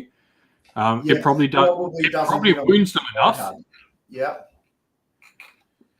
doesn't quite hit them hard enough. But the one trick could be with Yndrasta that he could pin them down. If he pins them down away from an objective into combat, then they may struggle to get through them as well. Though Rend 3 on the Gatebreaker will probably punch them out, but he could pin the other 2 down maybe. Yeah. I think the idea would be to try and have Yndrasta somewhere in the backfield using her ability and sort of hit first where your Annihilators doing the big damage. Because they can realistically take half the wounds off a Mega. Yeah. And then, of course, that drops another 10 wounds when Yndrasta is nearby. So the idea would be to hit them so hard that they hit like a wet paper bag back at you. Yeah, problem is the Gargants don't decay on their profile that badly. They decay a bit, but it's not. They're still effective even at 25 plus wounds. Yeah. So, there's going to be some lists where those Annihilators come down and just wreck face, though. Yeah. Be a lot of fun listening to some of the other destruction lists where it's melee. The Annihilators come in and punch and then be counter-punched back and lots of great fun there. I also think that a list like this doesn't have the hitting power to deal with, say, Khorne's. It'll struggle going into that. Horrors and all the mortal wounds that Khorne puts out. Or Archaon doesn't like fighting against the base Annihilators because he can be tar-pitted down with them, combined with the Yndrasta. But I also think that this will struggle to take an Archaon down, for example, as well. Yeah, it won't. It can definitely pin him, but it doesn't necessarily. As soon as he retreats away one turn, those Annihilators are never catching him. Yeah. Again. Yep. So they'll pin him for a turn, and then he'll just decide, cool, I take one more turn, but then they'll never pin me down again. Yeah. Yep. Revenant R, you're asking what the condition for Annihilators to become battle line. It's the sub-faction. Knights Excelsior makes all the Paladin options battle line. That includes Annihilators of both variations, Protectors, Retributors, Decimators, which I really like a lot, but that's for another day. We then got, so what do we think of Alex? I think, a good run could see him certainly go 4-1. But he's going to struggle. 3-2. I think it's a 3-2. Yeah, I think 3-2. If he has favourable matchups, he could do pretty well. But there's going to be some lists that just really, really sort of... Yeah. Next up, we've got Sylvaneth with Benjamin. He's playing Nullroot. Prize Sorcery again. I mean, this is just popular for everyone. Inspired... +1 wound is really nice on Sylvaneth. They don't have a lot of access to it. Alariel the Everqueen, Tree Lord. She's got Dwellers Below, Tree Lord Ancient, General, Command Trait, Nurture by Magic, Amulet of Destiny, Regrowth, Branch Wraith with the Bespel Gem, Verdurous Harmony, Branch Wraith with Tree Song, Branch Wraith with Verdurous Harmony, Warsong Revenant, nice, good choice in that. Chalice of Nectar, and Flaming Weapon on him is really solid. And then 5x3 Tree Revs, 10 Dryads, and the Umbral Spell Portal, Double Warlord, with 2 extra artifacts. Yeah. So Sylvaneth are kind of renowned for being a bit underpowered and have been for a while, but this is actually more solid than it looks. The Warsong Revenant's War Scroll spell combined with the spell portal can deliver a absolutely nuclear bomb on the opponent's army, easily deliver 15, 20 mortal wounds right into the middle of the army. One thing I was a bit surprised about, seeing a Warsong Revenant with Flaming Weapon, the classic list around that build would have the Throne of Vines on the Warsong Revenant to buff that mortal wound nuke coming through the spell portal. Between the Tree Lord and Alarielle and various casting, you're going to get a lot of extra woods up to block line of sight and tar pit things down through the game. Alarielle's summoning on probably going to bring 20 Dryads on for extra bodies, given he's a little bit light on bodies. He does have good movement though with those tree revs. Like, yes, they're light on bodies, but the ability for them to just teleport every turn is really solid. Yeah. Yep. They don't need trees. They don't need trees to teleport like the rest of his army. They don't, though. They'll have a lot of trees on fairly quick, I think. Alarielle's also not that easy to deal with. So she doesn't have any ward save or anything like that, but she's 3-up save and heals 2d6 a turn, I think. I think it's something like she can heal. I think in different combinations she can heal 2d6 plus 2d3. Yeah. Oh, no, 3d6 because he's got regrowth there. So she heals the 2d6, regrowth another d6, and then can add 2d3 to that through various means as well. It effectively, if you don't kill her in the turn, she's going to be back to full health the next turn. Exactly. So and with 18 wounds on a 3-up, which will be inevitably buffed to a 2-up or 1-up with Mystic Shields, All Out Defense, Finest Hour, it's she's not that easy to kill. Downside is she really doesn't hit that hard. Remind me, is the Vespal gem the one that allows her to attack twice? They can drop the gem and attack twice. I can't quite remember. I think so. Also worth mentioning, don't forget, Warsong Rev has the whole spell lore. That's why he's chosen Flaming Weapon. Okay. He's got it on the War Scroll. So the thing with that is you you purposely pick a universal spell lore because he automatically on his War Scroll says he gets the whole spell lore. So that's right. Yeah, so he's probably going to be casting Throne of Arms, but you might as well get the Flaming Weapon then. Yep. Yeah, you might as well have it there for the utility. Why not? This will be a surprise packet because the other thing that Sylvaneth get an advantage of, I believe, is people underestimate them. Their reputation is underpowered. They're definitely not a top meta army, but this has got a lot of various tricks in there and can catch people out between Alarielle and that Revenant doing the nuke through the... I will say that Ancient as well is going to be on a 2-up save almost all game with a 5-up ward, healing himself as well every turn. He's going to be tough to take down. Having played them like the Ancient and like the Tree Lords in my Living Cities lists, they can be incredibly survivable now with the access to that 2-up save. And he does a reasonable amount of damage from range between Alarielle's spear, the Tree Lord, whatever it does, vines. The Tree Lord's not the best one. It's Durthu that you really want for the range. The Tree Lord's the one. Tree Lord's the one-shot cannonball. Yeah. The one-shot D6. But yeah, he's still got range because the Warsong Revenant has a ranged attack as well. Am I correct? I think maybe I don't know. Yeah. Anyway. This list will surprise people. But I reckon he's definitely got like 3-2 potential. It could surprise some people and maybe do a little better. But I think 3-2 is pretty fair for anything Sylvaneth at the moment. Yeah, it's not going to go 4-1. If it comes up against anything that's sort of tough. Sorry, Benjamin. I have no idea who Benjamin is. He's one of sort of the many... There are so many people on this list. I have no idea who they are. Which is fantastic. Great news. It's been growing. So next we have Harley, our Idoneth player for the event. He's gone with Dom Haim. Predator's Domain, why not? With Idoneth, you've got so many fast-moving units. Soul Scryer with Curse, Volturnus with the Void Shield Darkness mount trait, Eidolon and Mathlan with the Arcane Tome and Flaming Weapon, which is solid. There can be some really interesting things you can do with that, like his 2d6 attacks.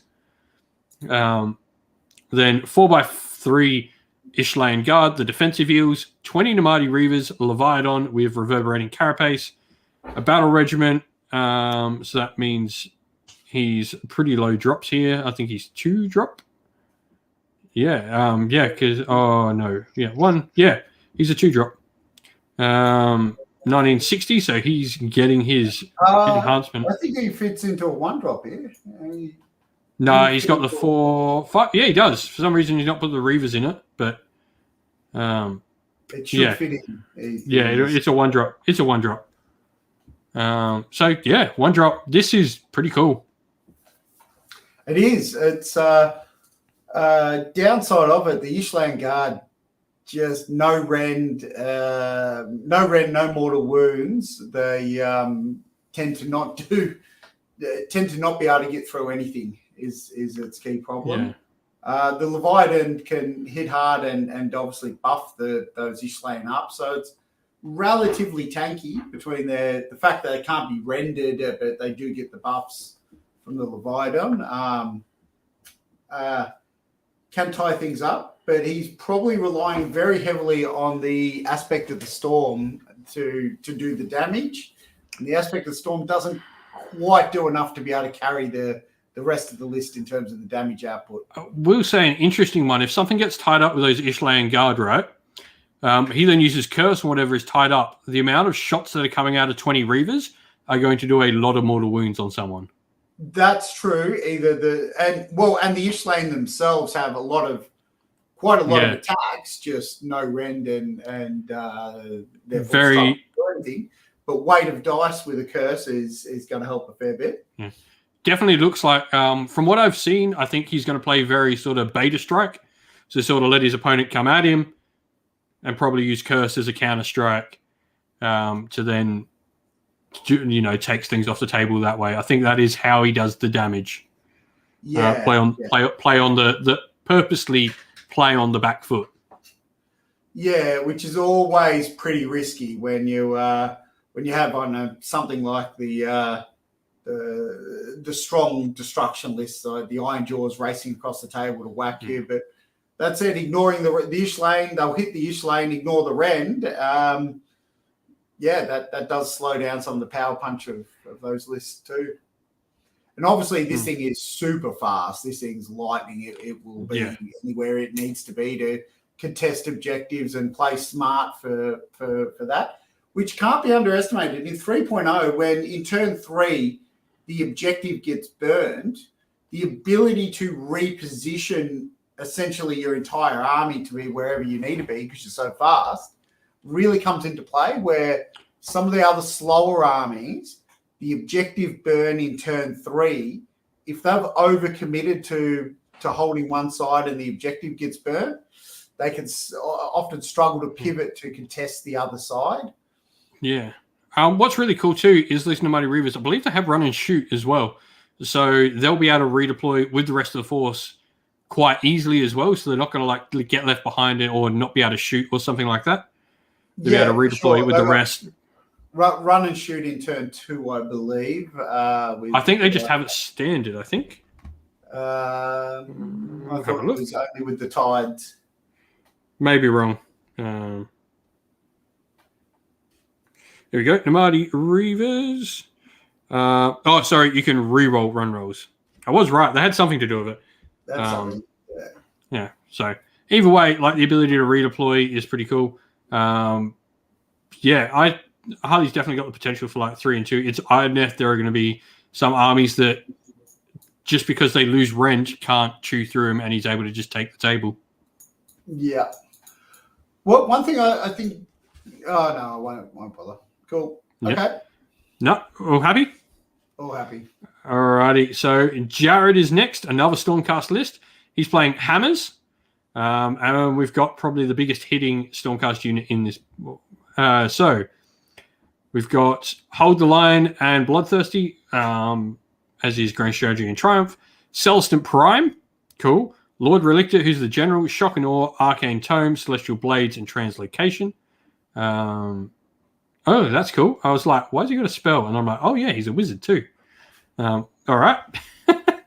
Lord Castellant.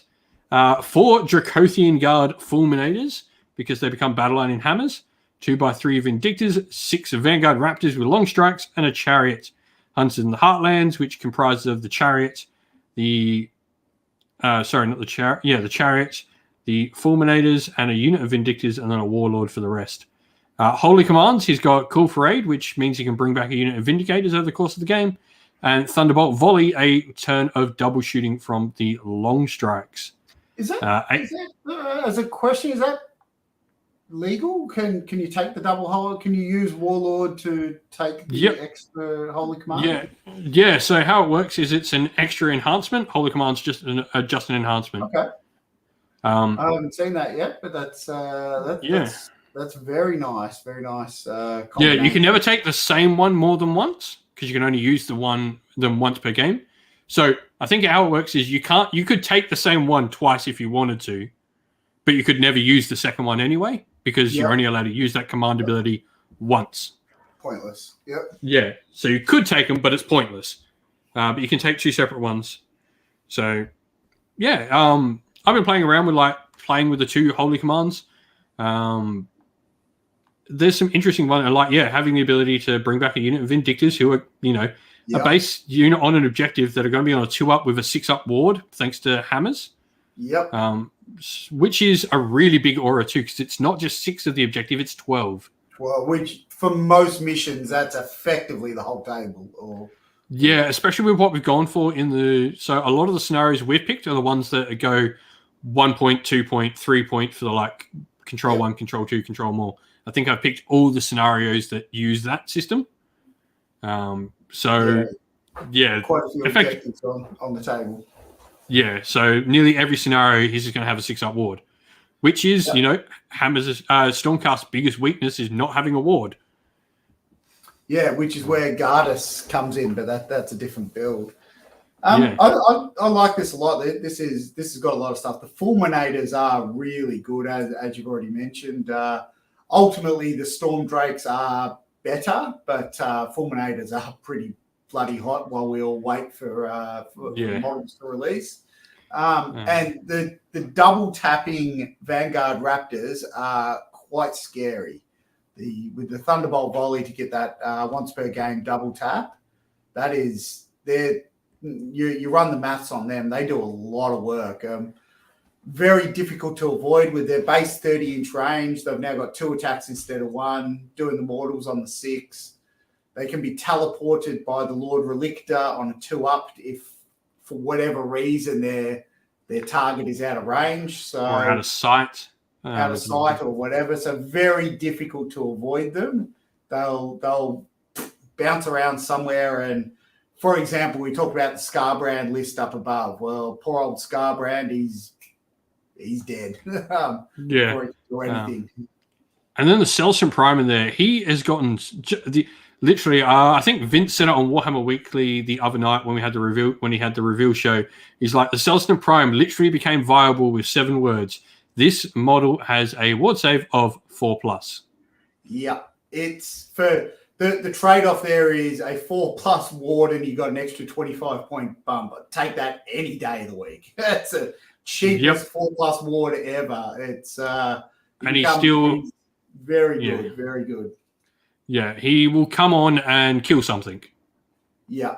He perhaps lacks the power to kill the really big things, so he's not going to take Archaon out. But he will come down, he could come down and take Scarbrand off. He could come down and take, any sort of major sort of piece, bar maybe those top tier. He's got every chance he comes down and kills a Nagash. If he's been up. A little bit of a stretch to kill a Nagash. He'd have to spike a bit there. But he does a fair bit of work. And the key is him now. He used to be very, very glass. And therefore you have to use him as a surgical strike and be very careful. But now he can actually potentially survive the counter punch, or he can You can go into a bigger, tougher unit, do a lot of damage, and then just not die. So one of the problems used to be if you sent him into any unit instead of a surgical strike on a hero, he would kill half the unit, but the other half would end up just taking him down. So it wasn't usually a good trade. Yeah, so he's definitely got like 3 big hitters in this list without doubt. This Prime, Dracothian Guard, and the Vanguard Raptors are like 3 massive hitting pieces. But combined with that, like 2 units of 5 Vindictors, that's pretty much 2 objectives sold. Because he's he's playing in he's playing Storm Hosts. Signs of the Storm. Yeah, Scions. So that the Vindictors are amazing at 130 points with everything they do, but ultimately they're better in Stormkeep. They're still great in Scions for what they do, holding the objectives, but Stormkeep Vindictors become really, really good. Yeah. No, I think this is probably the better out of the 2 Stormcast lists. I think it's classically better, and it's really those long strikes, their ability to put that range in, and the Fulminators are going to thunder across the table with various buffs and hit really hard. 2 good hammers in combat and a really good range support unit combined with like good holding ability. The Castellant's in there, which is nice. So he's just going to be able to make one of those Vindictor units a 2-up save without a command point, which is cool.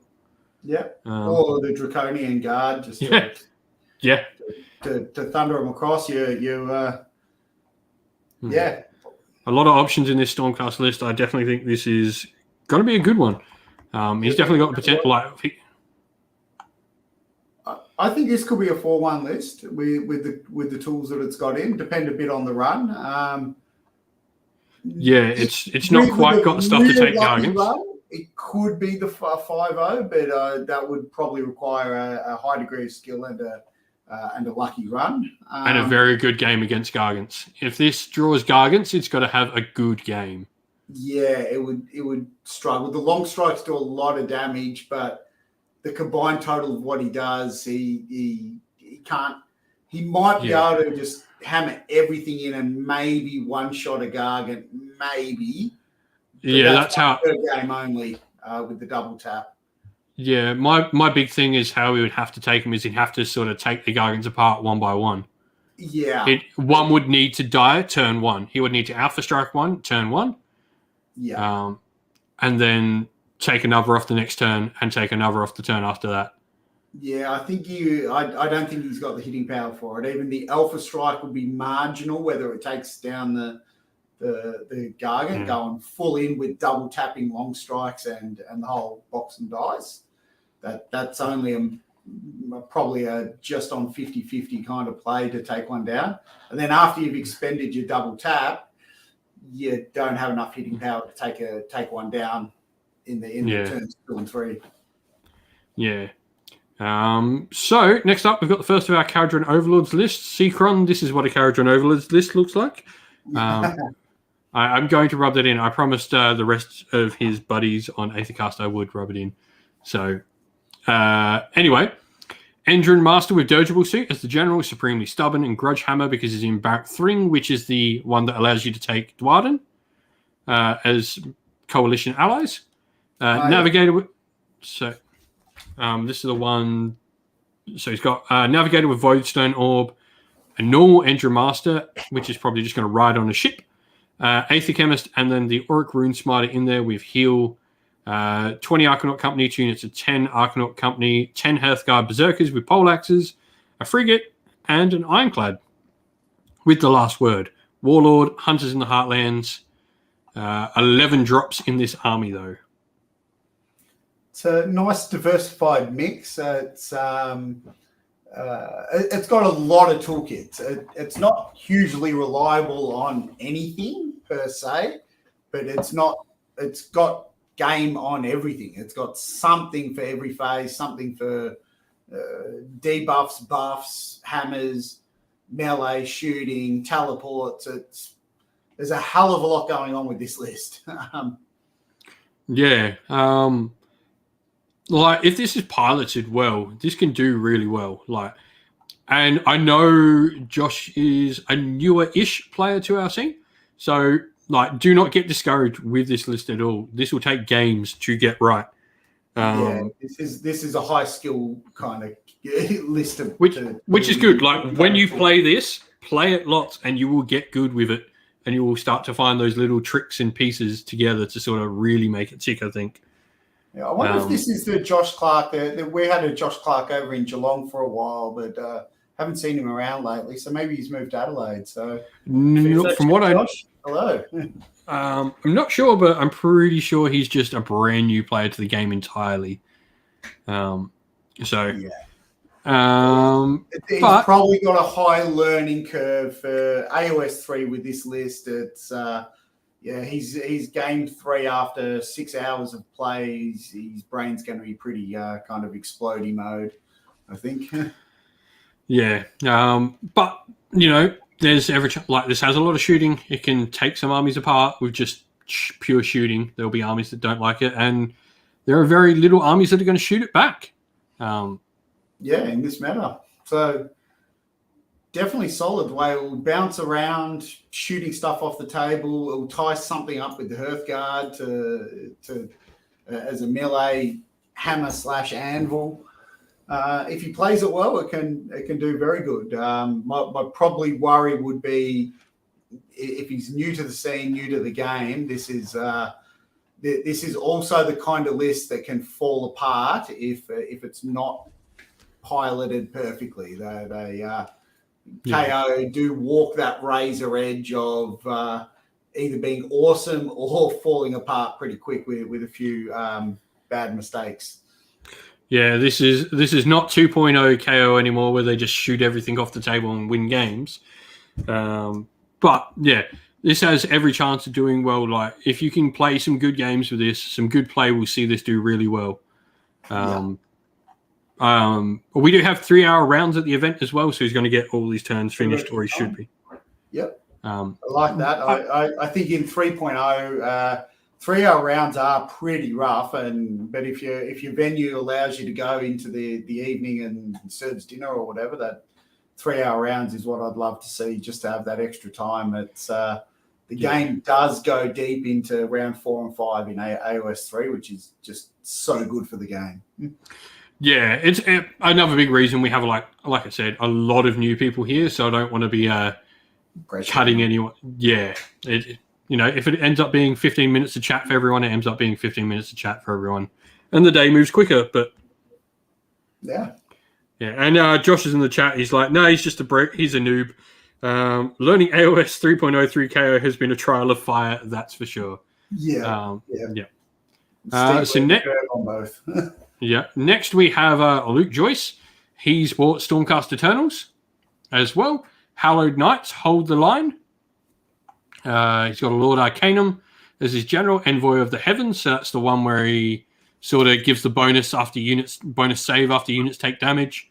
Mirror Shield, Celestial Braids. He's got a Knight Azeroth Incantor with Azerite Halo, a Castellan with Amulet of Destiny, a Relictor with Translocation, 2x5 Judicators with Skybolt Bows, 10 Sequitors with Soul Shields, 5 Sequitors, and then 2x5 Evocators, Battle Regiment, Command Entourage.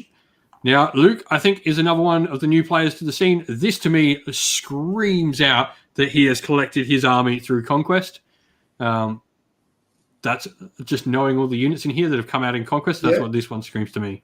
Yeah, it's either that or picked up a AOS 2 army and finally is coming to the table, or picked up an AOS 2 army separately. This was at one point in AOS 2. This would have been quite a really solid army, but it's got, I don't think, a single one of the new units in it. No, none at all. However, I will say Sequitors, I feel, are really underrated. Their ability to get that 5-up ward in combat on a 3-up, 5-up is pretty solid for a battle line unit. They definitely. Sequitors are still solid. It's just they're kind of overshadowed by the Vindictors that currently just outperform them on that points efficiency basis. if Sequitors were down at the same points as Vindictors, that would make a really tough decision. But the fact that Vindictors are your base battle line and cheaper just tends to push everyone in that Vindictors mode.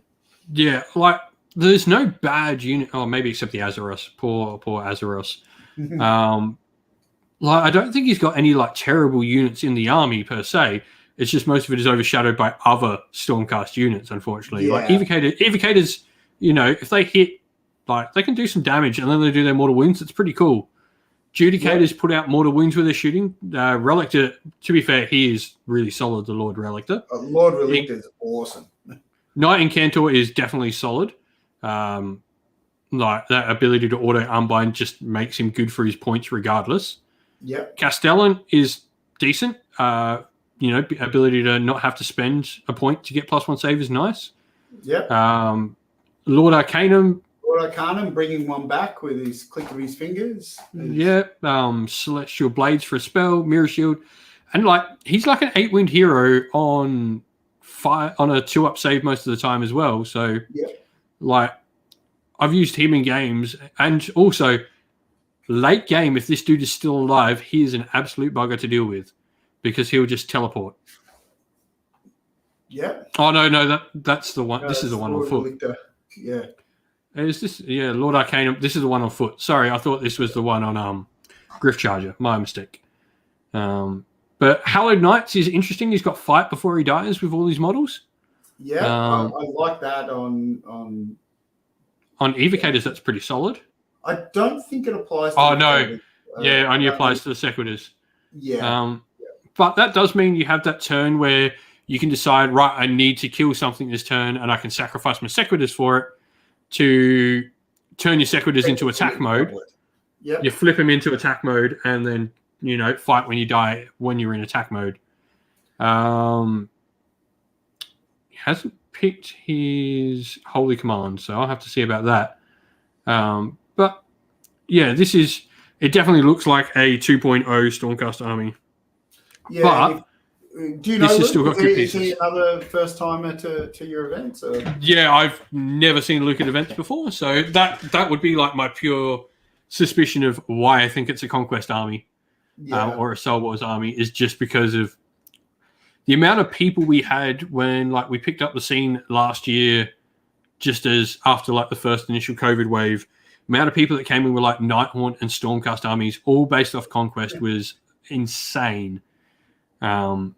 Because of course we all remember that first issue of $6 Chain Rasp. Yeah. Yeah. Which, if you bought lots of them, you got a lot of Sequitors with, because that was the unit of Sequitors. It gave you 1 and 1 with that, and then a Prime. So it's like you got like for every like bunch you bought, like you've got a full unit of Sequitors along with like a couple as well.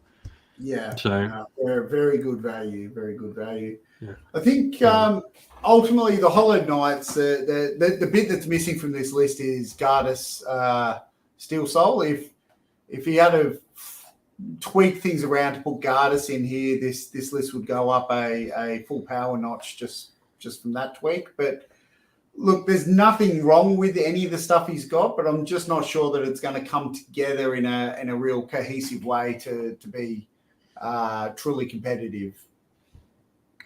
yeah, like he's got every chance for like mid-table success, I think. Yeah, mid-table, fun. He's not going to get steamrolled by anyone because he's tough enough. Yeah, he's also Stormcast. not going to steamroll anyone either. Yeah. So on to another Luke. We've got another Kharadron Overlords list.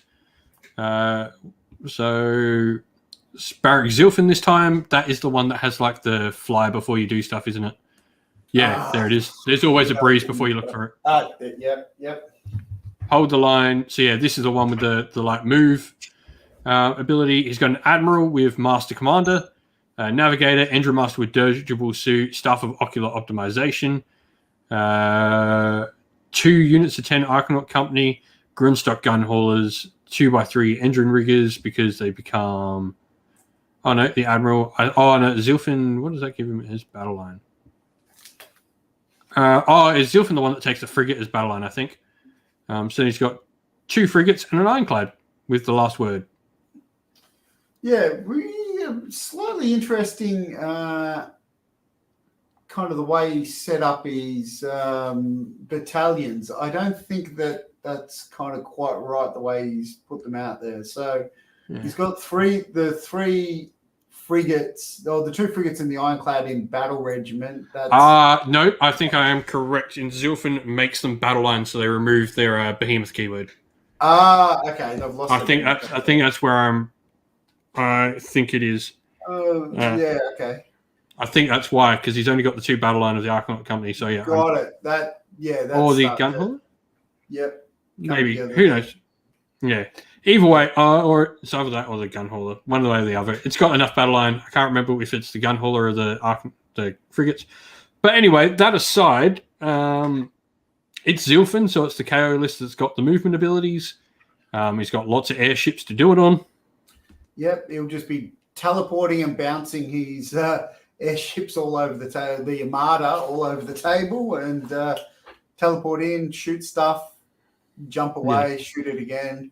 He's gone for full shooting in this too, because he's got the volley guns and the drill launchers in his engine riggers. So he's foregone the combat aspect and gone full shooting here. He's got one navigator to try and slow down an Archaon or with half movement and try and play the movement game. But it's, I quite like this in that compared to the other KO list, it's a bit simpler to run. It's still got a lot of tech in it, but it's not the kind of brain-busting degree of complexity. This is... the tech is move and shoot things. It's teleport, shoot, and hope you don't get pinned down, or and hope you get enough bodies on various objectives for the objective game. And if you can do that, you'll do okay. I don't think it has enough shooting power to one-shot megas down, even if it goes kind of all in on them. It might just, but. That could be a really interesting matchup if I don't know, someone does the maths. If that can take down a mega a turn and then bounce away before they can catch it, it could be quite an interesting game against the megas. Yeah, it's definitely an interesting KO. This is probably what you would assume is a more traditional KO list. A couple of engine rigger units along with some ships and Archon companies filling out your battle line. It's got all those sort of generic sort of things there. You think KO, this is what you think. Well, this is also that extreme version of 3 centers of power. 2 frigates and his Ironclad will just be loaded with stuff, and they're your 3 things moving around doing whatever. It's cool. Effectively, he'll only have 3 models on the table at any one time because everything else will be hiding in the ships. Cool army. I definitely think mid-tables is probably where he's going to end up. Yeah. Next, we've got Nick, last member of team of the Beers of Sigmar, appearing at the tournament.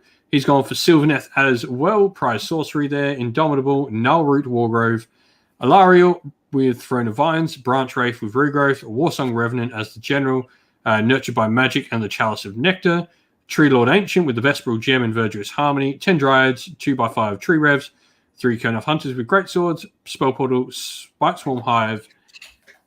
This is a solid Sylvaneth list. This is solid, and Nick's a real master and experienced at Sylvaneth. He knows how to use this and will definitely catch people out with it.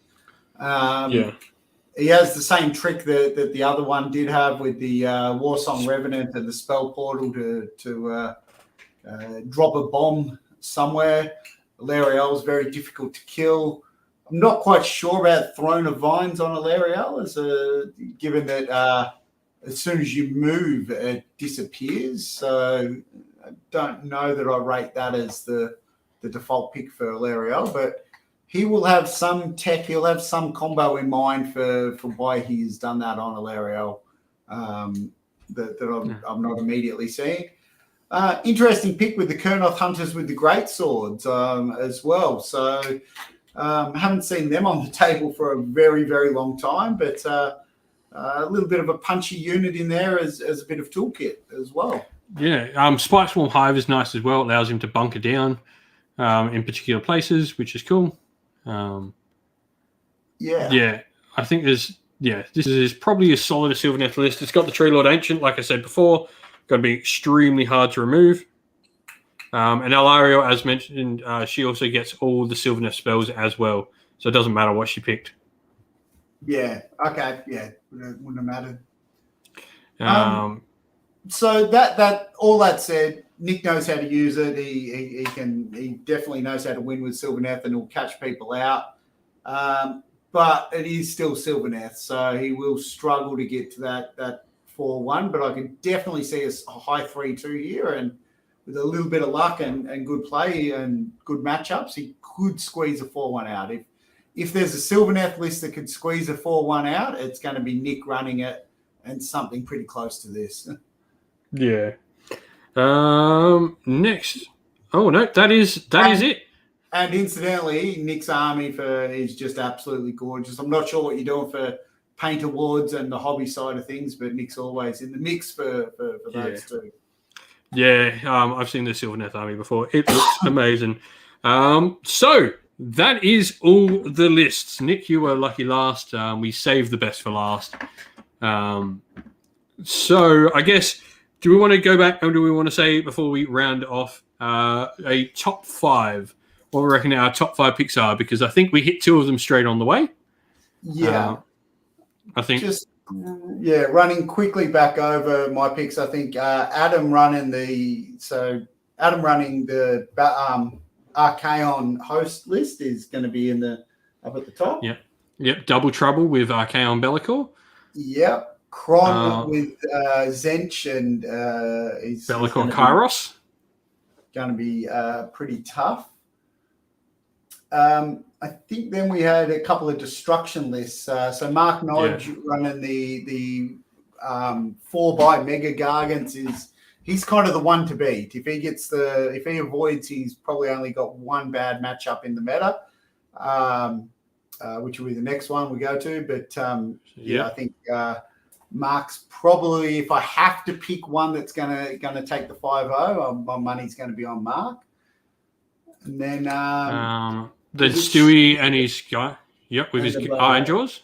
And the Ironjawz.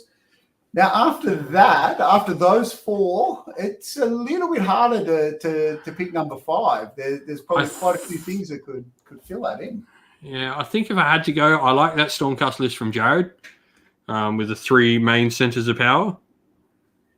Yeah, I'm just re-pulling that back up. That was the Vanguard Hunter Fulminator Celestin Prime combo. Oh, yeah. Actually, that's probably my pick for number 5, I would have to say. Yeah, if he knows how to pilot that properly. What's his kind of experience? Is he a first time? So Jared's an out-of-towner. So Jared lives in one of like the outer Seaport Pirie or somewhere like that. So he comes down when he can to events. He regularly attends like the major events, but he has his own little community up there. So he knows what he's doing. He knows how to run them. He's been playing Stormcast for ages. Just running back through the lists. Of course, there's the other Gargant list as well. Like it's Gargants. That's got to be up there if he gets a good run.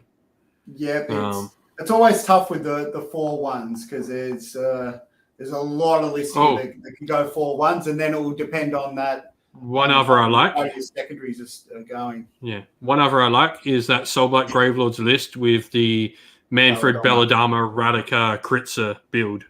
Yeah, again, that's in the 4-1 mix, and a lot of that really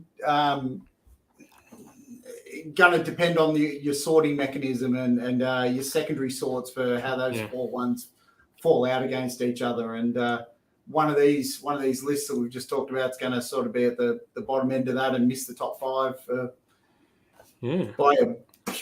by a minute amount. Yeah. So that's pretty much it. That is all the lists for the event. I'll be putting up matchups tonight after we go finish up the show, so you'll be able to see your matchups and get planning for your first games.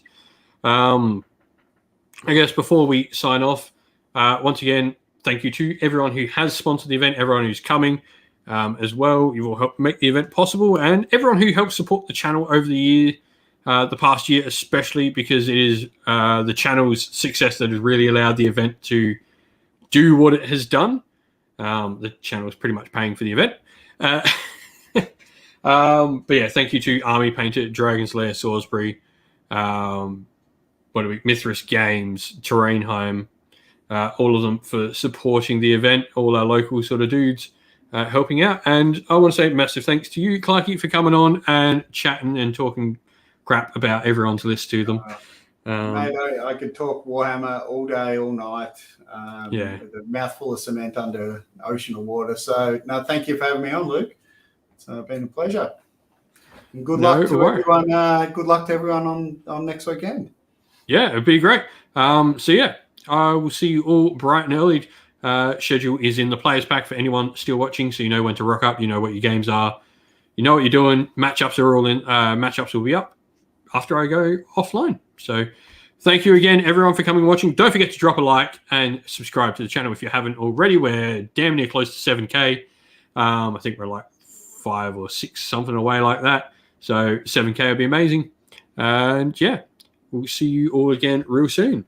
Thank you very much for coming and joining me. Stay safe, everyone. Stay well. And most of all, keep fighting that war against the grey. Ciao for now.